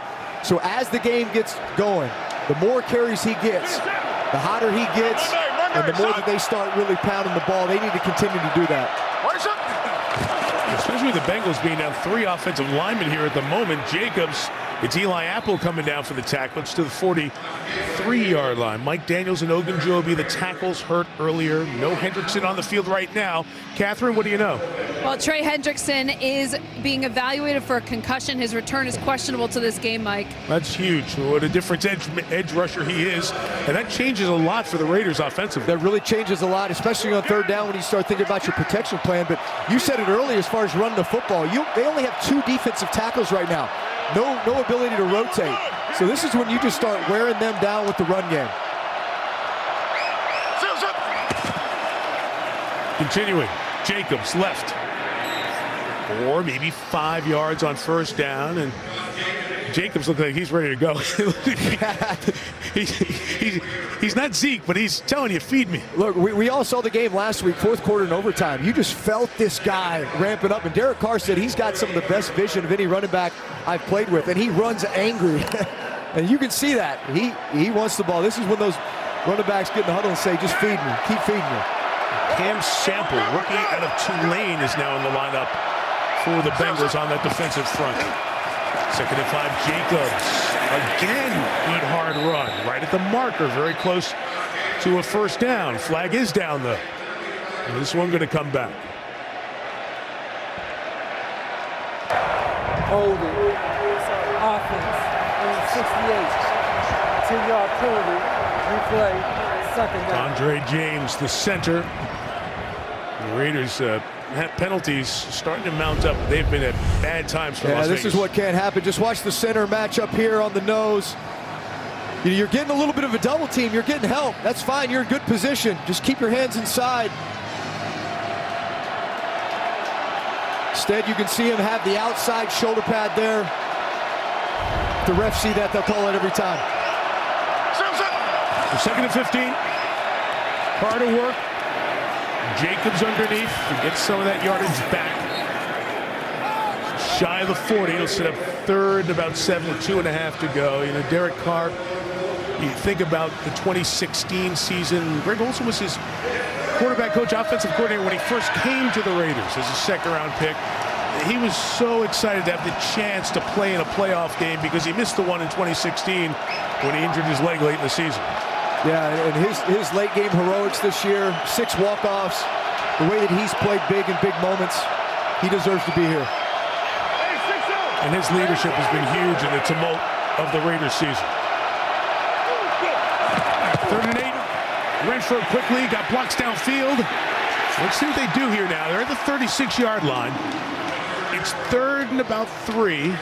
A field goal from here with some wind to factor in is 54 yards. Yeah, you know, a call like that tells me they're looking to go for it. Yep. You know, when you throw just a receiver screen, bubble pass like that. But you saw Bisaccia, it was right in that gray area, and you could read his lips. He said 54, he was reading lips and then decided to go for it. With a Bengal player injured, Mike Hilton is down. Offensive timeout for an injured player. And the injury is mounting now on the Cincinnati defensive side. Daniels and Ogunjobi. Hendrickson being evaluated for concussion. Now they're looking at the right leg of the nickel, the slot corner. Hilton got rolled up by his own man there. As Logan Wilson was all hands on deck trying to find a way to bring down the elusive Hunter Renfrow.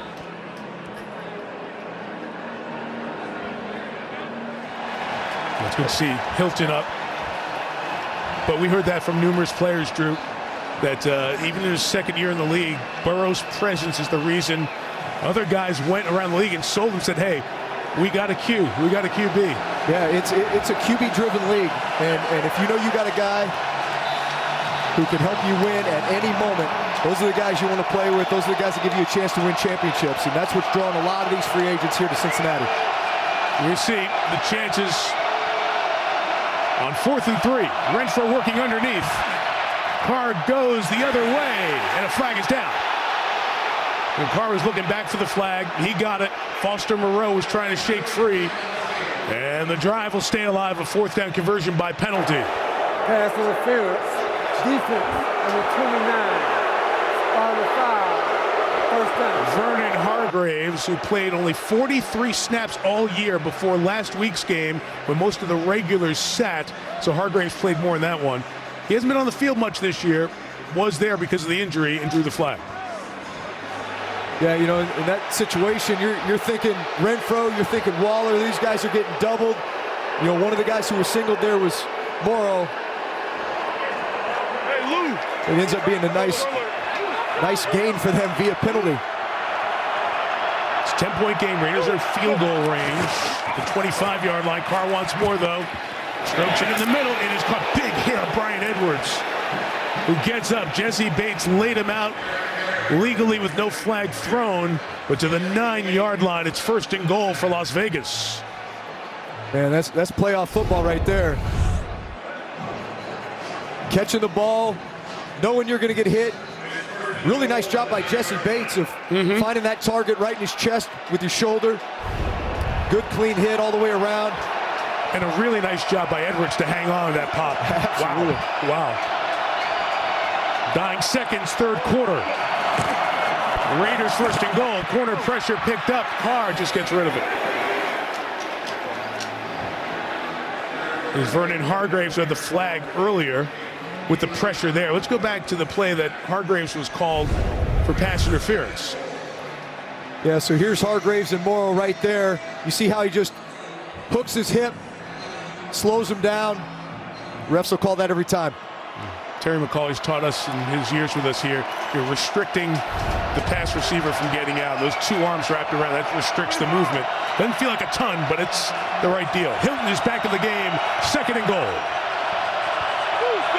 Zay Jones on the move. They're running inside here with Jacobs. Good run, power run by Jacobs. Down to the 1-yard line, but stop me if you've heard this quarter. A flag is down. Holding. Offense. And then 76. 2-yard penalty. You play 2nd down. Raider offensive line has made way too many mistakes to play winning football tonight. 3rd hold on the drive. I mean, look, we talk about running the football. They only have 2 defensive tackles, but if you keep holding, you just set yourself back. So find a way to lean on these guys, keep your hands inside, don't hold, and let your running back go to work. You got one of the best running backs in the league, but you cannot continue to have these penalties cost you like this. So now you're back at the 19. It's 2nd and goal. Final seconds of the 3rd. Do believe you got to snap it. No delay of game called. Carr throws to Waller, who hadn't come out of his break with Jermaine Pratt covering, I should say. And that's the end of the 3rd quarter. It was choppy, a lot of flags, only 1 field goal. The Bengals lead by 10 after 3, and this AFC Wildcard playoff continues from Cincinnati after these messages.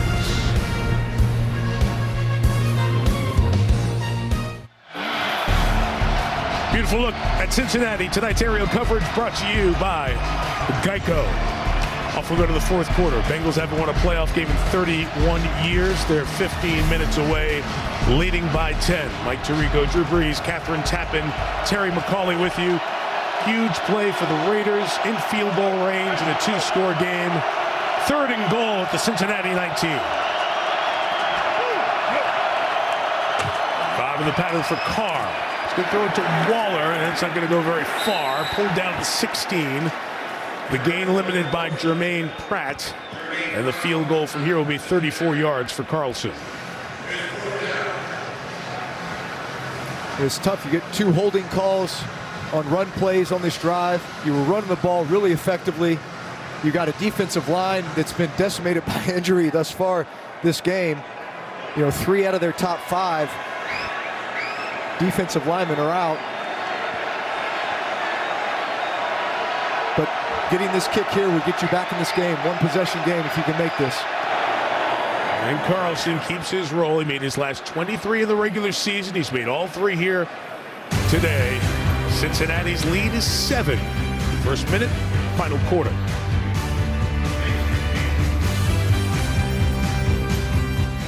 Jamar Chase, Max Crosby, a couple of the guys who are Pro Bowl selections. 1-score game, 14-17 to go. Carlson to kick. Chris Evans back deep. Go over and get it at the 2. And up the numbers. Tackled at the 25-yard line. First down run with Mixon. Inside. That was the old turf. Oh, Riverfront Stadium. Really hard. That was the home of the carpet. The home of the Bengals in the 70s, 80s, and 90s. They played their first couple of years at historic Nippert Stadium in Cincinnati, where the University of Cincinnati, led by Luke Fickell, had an exceptional year. This has been as good a football year as this great Queen City has had in quite some time. Will it end with the Bengals playoff win to start 2022 and move on to the final 8? Burrow throws. Uzama's had a nice game tonight, right at the 35-yard line. Despite Denzel Perryman trying to pull it away. See, they'll mark them just short. They will, just short of the first down. Yeah, I know the Bengals love to just get in shotgun and throw passes here, but at some point they're going to have to get back to this run game with Joe Mixon. I don't think you want to get in a situation where you're just letting Max Crosby play after play tee off on you in the drop back passing game. That's a good call, because one play could change everything. Crosby's a game wrecker. 3rd and short with a run, and good job by Mixon to bounce off a couple of would-be tacklers and get the hard yard in the first down.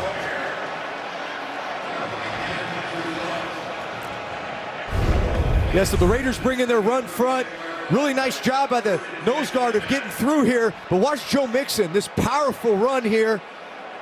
Breaks that tackle, runs through Nassib, through the corner. That's why you have a guy like that. Can get you the hard yards, not just on 1st and 2nd down, but more importantly on 3rd and short. Where you miss a guy like Quentin Jefferson, Damian Square couldn't make the play behind the line.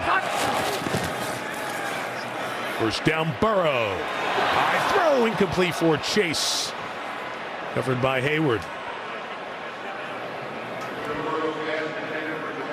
Yeah, Joe Burrow just misses high there.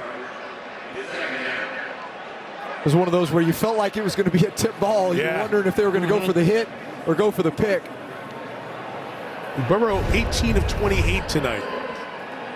Yeah, probably not as efficient a night as maybe what we're used to seeing, especially as of late.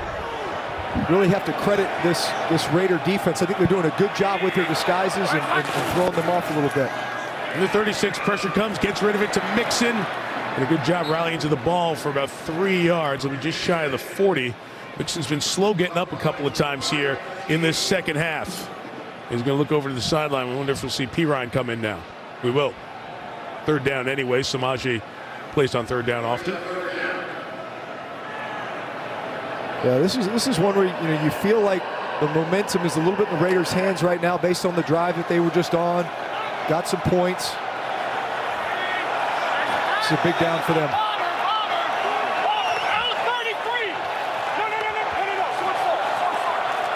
Joe Burrow sounded like he's giving protection calls to the offensive line. And on 3rd and 7, Raiders bring 5. Burrow throws to Chase, who stops and grabs the back shoulder for the first down. Man, those two know each other so well, and they connect in a big spot for 19 yards. Well, the first thing I love is the fact that I can hear him calling out number 33 in protection. So he wants to make sure he's going to get the blitz picked up. And then what does he do? He goes to his one-on-one matchup. His guy, Jamar Chase, short side. So much trust and anticipation on this back shoulder. Jamar Chase knows it's coming. Looks at the right time, late hands. And that's just great execution. Chase talked about that with us, those late hands. Said, how long have you had late hands? All the time. That's not an NFL thing. I worked on that at LSU. All my life. Try it again. Got him again. 30-yard line. Biggest players coming up big for the Bengals in this playoff game. Chase is now over 100 yards with grab 9 of the night. Yeah, you get these play action. Mix in these play actions. What that does, just freezing linebackers. Watch these linebackers. You know, they freeze a little bit with that play action fake before bailing out of there, but it opens up these windows for these being able to work the middle of the field, and they're getting more shell defense now from the Raiders. So look for them to work the middle. Two safeties in the back. P. Ryan stays out, runs. Crosby with the tackle, a couple of yards. We'll dive under 10 minutes here in regulation. You know, talking to Burrow about Chase and Chase about Burrow, it's so fun because they were unbelievable at LSU in 2019 and reunited here in the draft process. We asked Burrow, hey, did you try to go tell him we should get Chase? Like, yeah, well, of course. But he said, I just stayed in the back row, but he did tell Chase, have your bags packed just in case. And they picked up where they left off after smoking the victory cigars in the national championship in 2019. 29. Underneath it is T. Higgins gets his first catch of the night and a first down at the 20-yard line. Yeah, you really feel like they're finding a rhythm now in the passing game. The ball is getting out of Joe Burrow's hands quickly. Get it to your playmakers in space. Keep moving the chains. Look, they've only stopped him on one drive, Drew, and they scored on all 4 full drives of the half. There's Mixon getting his right ankle, lower leg worked on the bench as P. Ryan stays in. Yeah, and quite honestly, a lot of this has been in the passing game. You know, they really have not gotten a whole lot going on the ground thus far. A lot of it's been through the air with Joe Burrow. Burrow underneath one more time. Boyd the grab at the 13, using all of his receivers here now. You saw Chase and Higgins. Boyd earlier used Zama on this drive. Yeah, Tyler Boyd is really the Hunter Renfrow of this offense for the Bengals. He plays in the slot a lot, one of the best slot receivers there is in the game. But he runs up. It looks like he's got a three-way go. He can break out, he can hook it up, or he can break in. He felt the middle of the field open. He broke in. Really good decision by a savvy slot receiver. He's been here for a while. He was here when A.J. Green was here. Said A.J. really taught him so much about how to be a pro. Mixon back in. 2nd and 4. And he'll run it to the right. Stopped at the 10, yards short. Mega third down coming up here with 8 minutes left. You think about all those Bengals names and all those players who were here.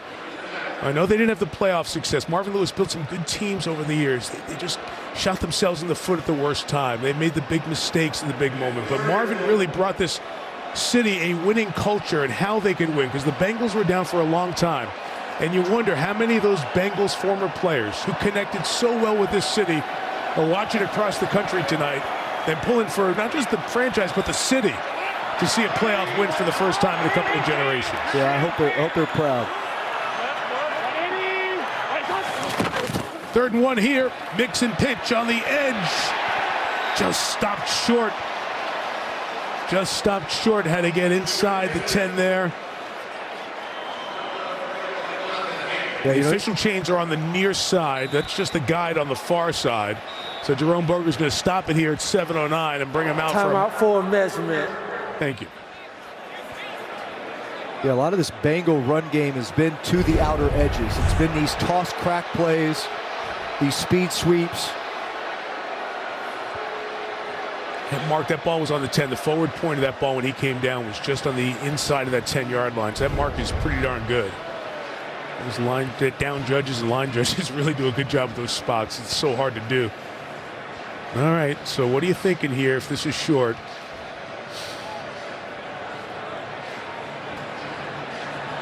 And it is. So I asked Zach Taylor about the the game against Kansas City where they went for like 11,000 times down here before finally punching it in.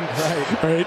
And I asked Zach, and he said, look, I got all the analytics. I got somebody in my ear telling me, hey, it's the analytics say this.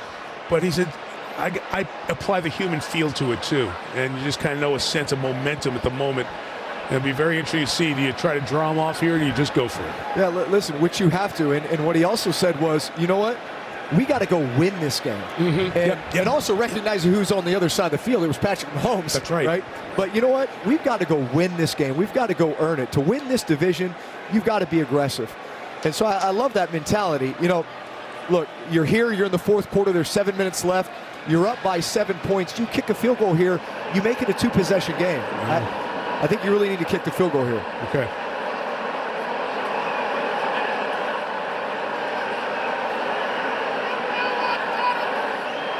And whatever the plan is, no play and draw him off or go for it. Joe Burrow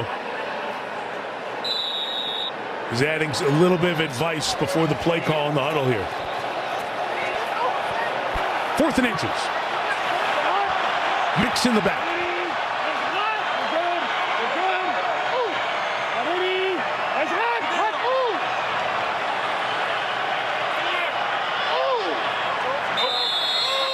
Take the timeout. Timeout, Cincinnati. Their first. You know, second timeout. The way he just looked at Zach was that maybe there was a check, and if he got the front that he wanted, he would actually run a play. Interesting. Did you guys do that? You got to show. Did you and Sean do that in New Orleans? Yeah. If like, for example, if that was going to be quarterback sneak, and you felt like, all right, they're giving us a lane or a gap to hit it, well, let's do it. But if they're going to play a gaps defense, which they did, then you know what? We don't like that. We're either going to run outside or we're going to call a timeout and kick the field goal. I like the veteran move by Yannick Ngakoue, too, on the end. He stood up to, I'm going to try to get you to jump. Exactly. You know? Exactly. Yeah, you see all these defenses. I've seen them more this year than any is you know, kind of that late shift to try to get the offensive line to jump. The rookie McPherson from 28 yards.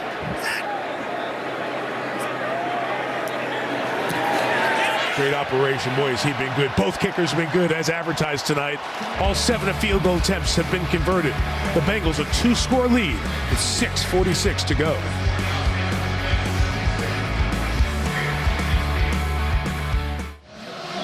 As we said, been a long time. It's been dry in the playoff desert for these teams, among a few others. 0-2 AFC Championship, last win for the Raiders. Dolphins, 2000 AFC Wildcard. They've lost their last 4. Our friends up in Detroit, 9 straight losses. Breeze handed one of them, too, to Stafford and the Lions in a high-scoring game at the Dome. But then you get to Cincinnati. It's the end of the road. 1990 AFC Wildcard Game, played in January of 1991. And they have heard about that a lot. This is the first time in that 8-game postseason losing streak that the Bengals have scored more than 20 points in a playoff game. So they're giving them a chance. Tyron Johnson on the return for the Raiders. Had a good one earlier. This one will be shy of the 25 with 6:41 to go. Down 10 for Derek Carr. All right, what's your mindset, quarterback? Couple of timeouts. You need 2 scores, 6:41 to go. Yeah, there's a sense of urgency. You know, you want to get tempo going here. I certainly wouldn't abandon the run game, especially with the fact that the Bengals' defensive line is very light. Only 2 defensive linemen up right now, just because you've got 2 injuries. Potentially Trey Hendrickson out as well. So, you know, continue to pound the ball, but work with some tempo. Carr scanning, comes back to Renfro. Hunter to the 27, maybe the 26-yard line. And he's got the most receptions for Las Vegas here this evening. 7 for 53. You know, you're really getting a lot of zone defense. That's a lot of what the Cincinnati Bengals play. So you should have these opportunities for throws underneath to Waller, to Renfro. Doesn't mean you don't call your shots, but don't be afraid to check it down. A little extra pressure here. Carr gets hurt, screen behind it. Jacobs picking up blocks. This could go to the 45-yard line. Could have gone a lot longer than that if they would have picked up a block down the field, but there is a flag down as well. This is over on the near side, away from the play.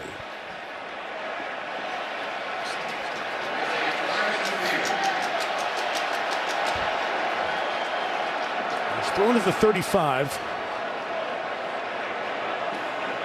Line of scrimmage was the 26, and once again we'll get an extended conversation. Looks like it's lineman downfield. Obviously, it's a screen play. It took a little bit longer. That's what you always assume in those situations. Looked like Alex Leatherwood was downfield. And those will play downfield. Offense, number 70.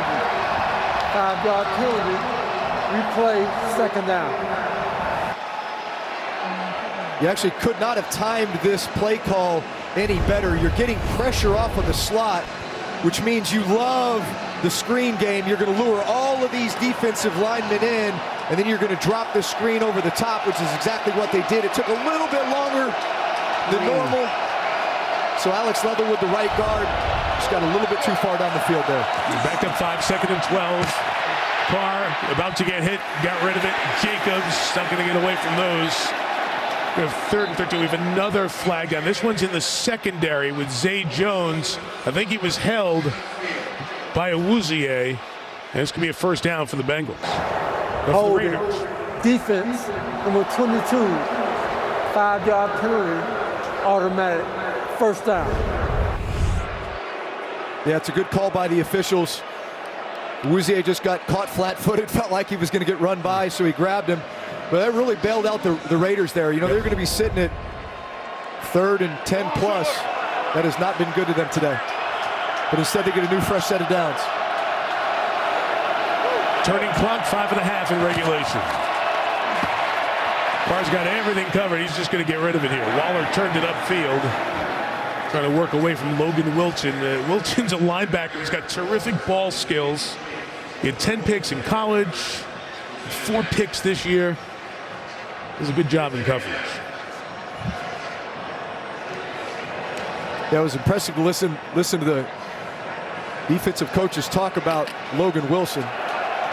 Just what a difference he's made for this defense. You know, he plays in the nickel, plays in the dime. He's a great coverage linebacker, really good ball skills. Has 4 interceptions this year as well. 2nd and 10. Big throw here from Carr in the middle, and that's to the 39 and a first down for Waller with 5:20 to go. The Raiders going to need to pick up their pace here with 2 timeouts left and needing 2 scores. Yeah, work in the middle of the field with Waller. That's a guy you just got to continue to feed. He's your big playmaker. 2 starting defensive linemen out for the Bengals. Underneath, Renfro's going to get hit and brought down with a good leg tackle by Wilson. So Trey Hendrickson, their best pass rusher, 5th in the league in sacks. He's been out almost this entire second half, checked for a concussion. Larry Ogunjobi, the defensive tackle, hurt his leg, so he's out of there. Sam Hubbard just came off the field. He's exhausted, so you got backups all across the board except for DJ Reader on the Cincinnati front. And Carr has some time to hang in there. Incomplete for Foster Moreau. Well covered by Jesse Bates, who's made a couple of big plays in this second half. Yeah, watch Carr's eyes here. It looks like he's reading Josh Jacobs out of the backfield on this choice route. Doesn't get him. So now he's looking across the field at Moreau. Just a little bit late. If he can find him a little bit sooner, great ball placement. To find him a little bit sooner, he'd have a big play. Third down here. Sorry, about 4:32. You need 2 scores. Probably 4 down territory. Carr. Nothing. Edwards was over there. Pass is incomplete. There's no move to bring the punting unit on here at 4th and 5 and 4:27.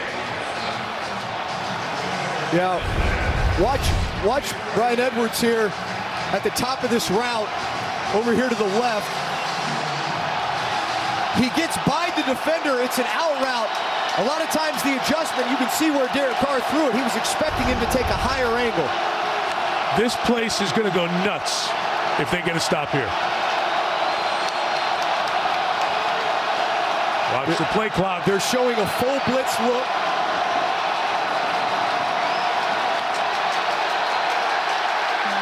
The 4th time this half. Las Vegas, their second.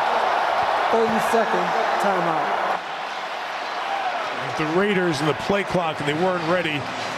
And we get to 4th and 5 here.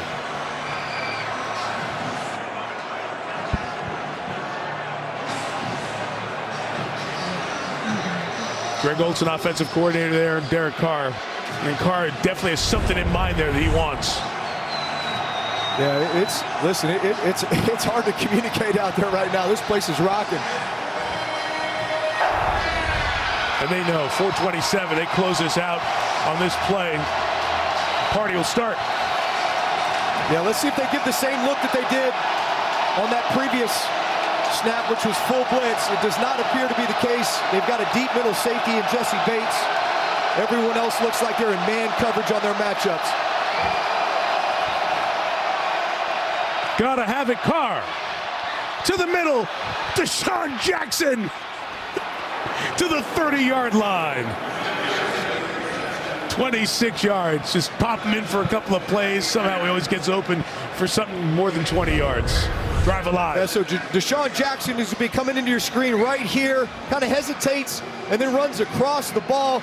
They're only getting a 3-man rush. They tried to disguise a 5-man pressure, which gave Derek Carr plenty of time for Deshaun Jackson to get open here.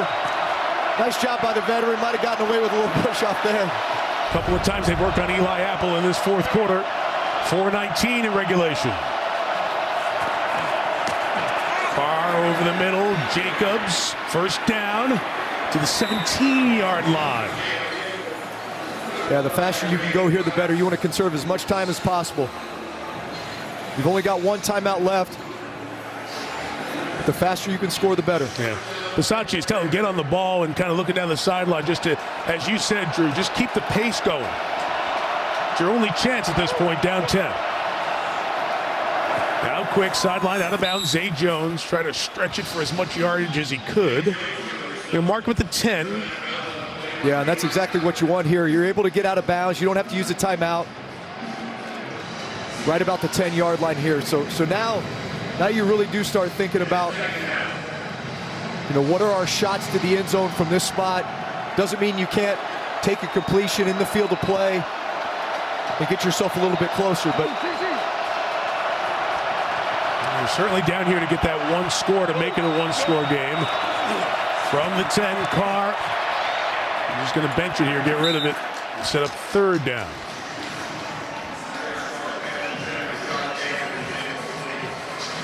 Yeah, 3rd and 3. You're really thinking about your matchups inside, Renfro and Waller.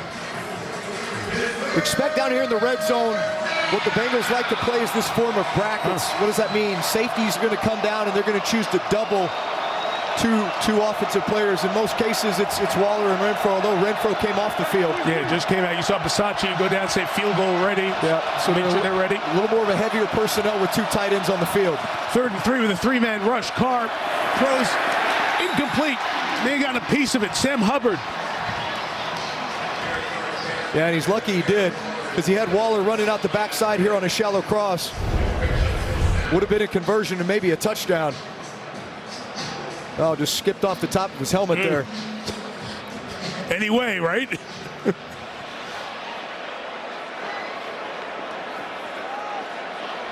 So it will be Carlson from 28 yards. Man, you talk about having a vertical when it can matter. Mattered there.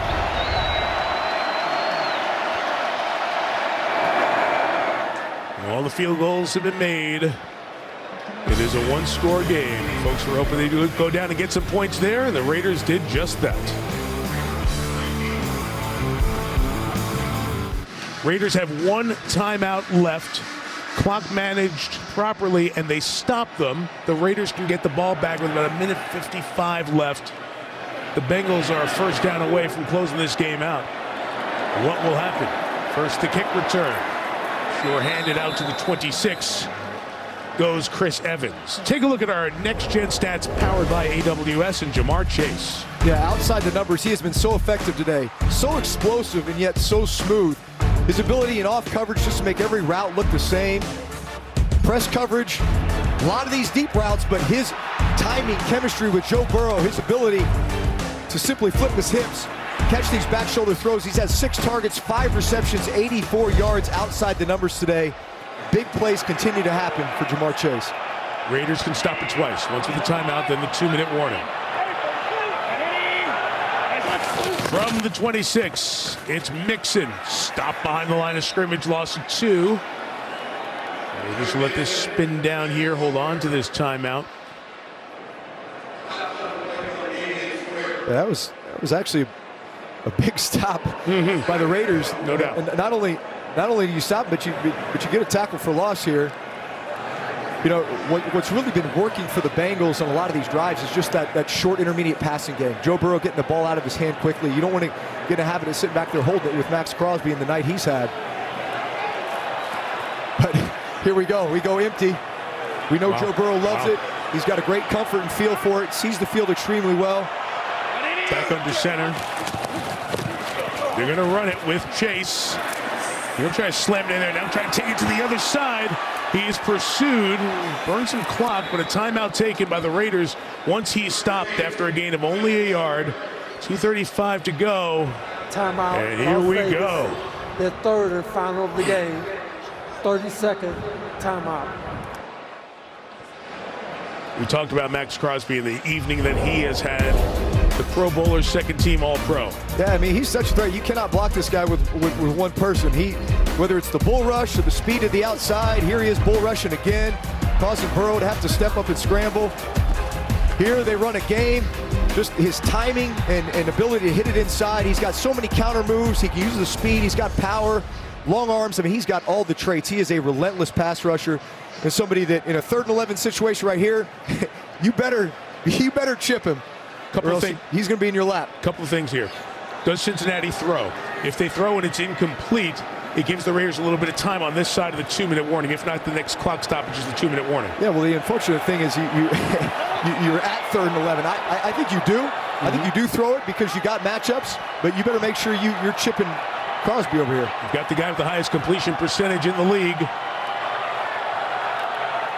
And Burrow saw it, looked at it, and took a timeout, down to Timeout, 1. Cincinnati, their second 30-second timeout.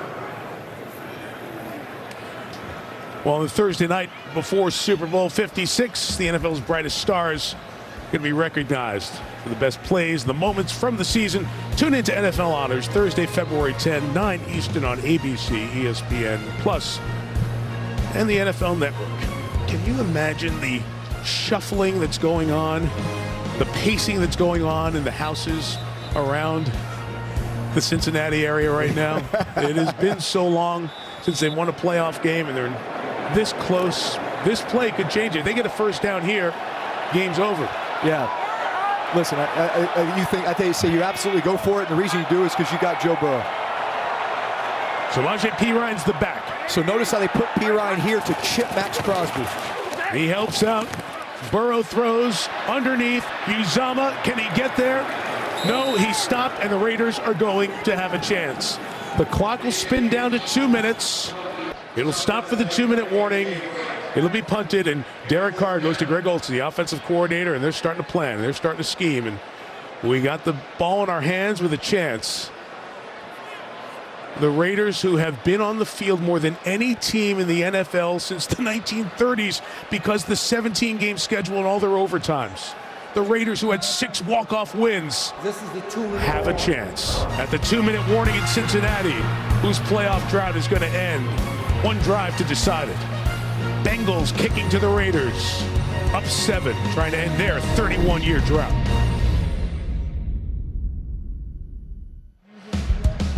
Ian Eagle, Charles Davis are up in Buffalo. They've got the Patriots and the Bills on CBS, Eagles, Bucks on Fox at 1 Eastern tomorrow. Then the Niners and the Cowboys on CBS and Nickelodeon. And then 8:15 Eastern, Al, Chris, and Michelle of the Steelers and the Chiefs on NBC, streaming on Peacock. And on Monday night, Steve Levy and the guys will have the Cardinals and the Rams at SoFi, where everybody's trying to get to for Super Bowl 56 on ESPN. The average net punt from Huber would give the Raiders the ball at the 27-yard line. Hunter Renfrow coming up. It's going to bounce, and they're going to get better than the net average. They'll get it at the 35. 1:51 to go, and here we go. Yeah, how many times have we seen this year, Mike? And honestly, I don't think they could have asked for a better situation. Based on the way this game has gone, some of the early penalties and turnovers that really set them back, and they have fought their way back into this game, and now they've got a chance to go down and tie it. No timeouts. What's the thinking as a quarterback? Got to get a touchdown here. Yeah, you'd like to get the ball out of bounds when you can to stop the clock, because any ball that stays inbound, obviously, clock's going to run. You do not have that much time. From the 35, Carr is pressured. He steps up here, swings it out to Jacobs. Flag is down as Jacobs accelerates for 15. But a flag is down. Carr is indicating that it's on the Bengals. Let's see, a huge discussion going on here. Jacobs ran into midfield. Personal foul. Oh, boy. Roughing the passer. Wow. Defense, number 90. 15-yard penalty after the end of the play. First down. That's on Khalid Kareem. That's a 30-yard gain, and the Raiders are in great shape with 1:44 to go. You see him try to bat the ball here. No. They hit his shoulder. Carr sold it. Oh, no. It's a bad call in a bad spot. 35-yard line for the Raiders, 1:44 to go. Carr over the middle. It is incomplete. Tried to get it to Waller, tightly covered. Yeah, this is the same defensive personnel that they played in the 2-minute situation before the end of half. And what they're doing is they're bringing in Trey Flowers, who's a big 6'3" corner, to sit here and match Darren Waller. If they can continue to play man, I see that as a matchup that Derek Carr is going to take advantage of. From the 35, rushing forward, deep drop. Carr will go down. Sacked by B.J. Hill. Clock keeps running. Huge play by Hill. And it's third down now. They got to get to the 25.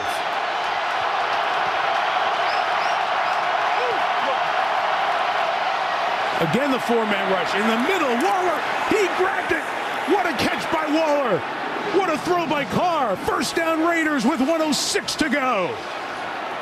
Wow. That was an unbelievable throw and catch.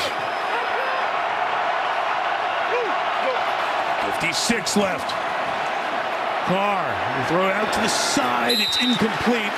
That may help the Raiders and everybody catch their breath here. Back to that great throw and catch. Yeah, this was unbelievable. Especially the way they had to sped up on 3rd and long. I mean, Carr put this the only place you could put it. And unbelievable play by two unbelievable players. But again, that Waller matchup is one, especially as you get down here in crunch time, that you're going to want to take advantage of. He needs a break. Foster Moreau's the tight end. Renfro's over next to him in the slot. Carr throws it high. Moreau didn't catch it. He was going to get hit anyway. A third down coming up. 45 seconds left. Waller back in.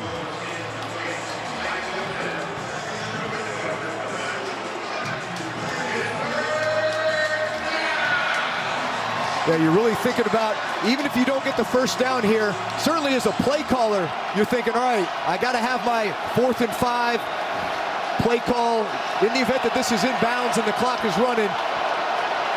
And then you're really thinking about getting up and clocking it, because I think you want to have a chance to really think about how you're going to take shots at the end zone from there. 3rd and 10. Carr protected. Fires complete. Zay Jones got the first down at the 9. We'll see if they go clock it or they run a play. Yeah, if they're going to run a play, it just needs to be something really quick. Throw a fade, but definitely a shot to the end zone. Hand signals there from Carr, and he clocks it. 29 seconds left. It's interesting there. You've got everybody set, but wasted down to get settled to get 3 shots. Yeah, that's exactly what I would have expected to do, but get the ball clocked faster. You know, Zay Jones runs, he's open there for a while. I'm actually surprised that Cincinnati allowed him to catch the ball in front of him like that. Look at that. Carr said, hey, slide in a little bit. Rarely, I've never seen that. The thumb to move you over here. Well, rarely do you have time to do that. The season comes down to 3 snaps here. 29 seconds left. 2nd and goal, Carr.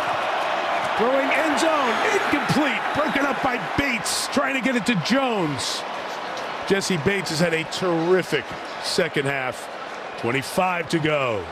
Yeah, Bates is really coming along as a free safety here. Watch him, he's just got eyes on Carr the whole way, and as he drifts over, he feels Carr locked in on Zay Jones. Excellent job by the free safety reading the quarterback's eyes. We're all thinking, where's Waller? Where's Renfro? The two guys who've gotten it so often and they got to have it. Doesn't mean the other guys can't make a big play. Renfro, slot left. Waller, slot to the right. Yeah, they're showing 5-man rush, but they drop the ends. Third and goal. Here is Carr with time. Escapes, now fires, incomplete, no flag with the contact. We're down to one play. It's Hilton against Renfro on the coverage.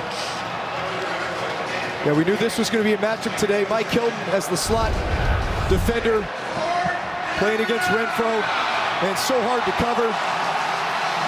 But in this situation here, as the quarterback scrambles, you call that plaster.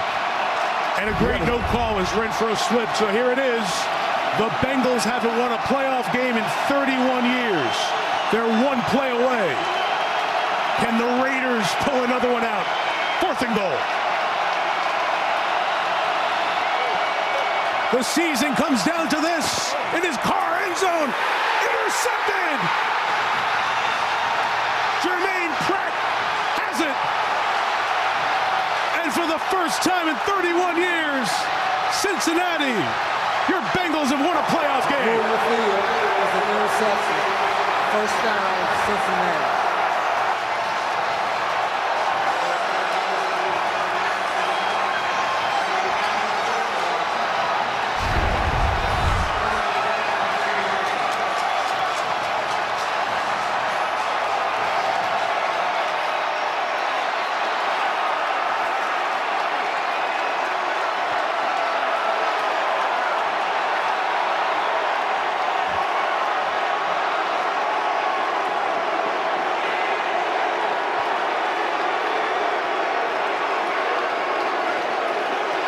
What a season for the Raiders. Everything they've dealt with, right down to that last snap. Great leadership shown.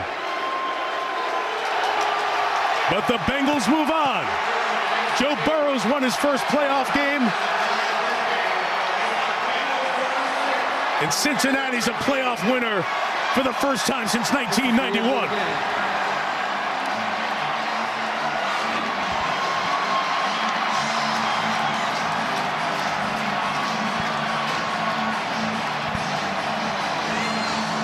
Unbelievable job done by Rich Bisaccia and this Raiders coaching staff and players with the adversity we've detailed, with uncertain futures going forward, but great respect earned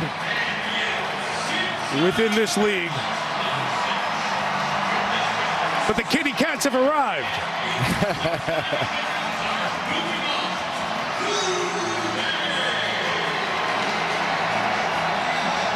66,277.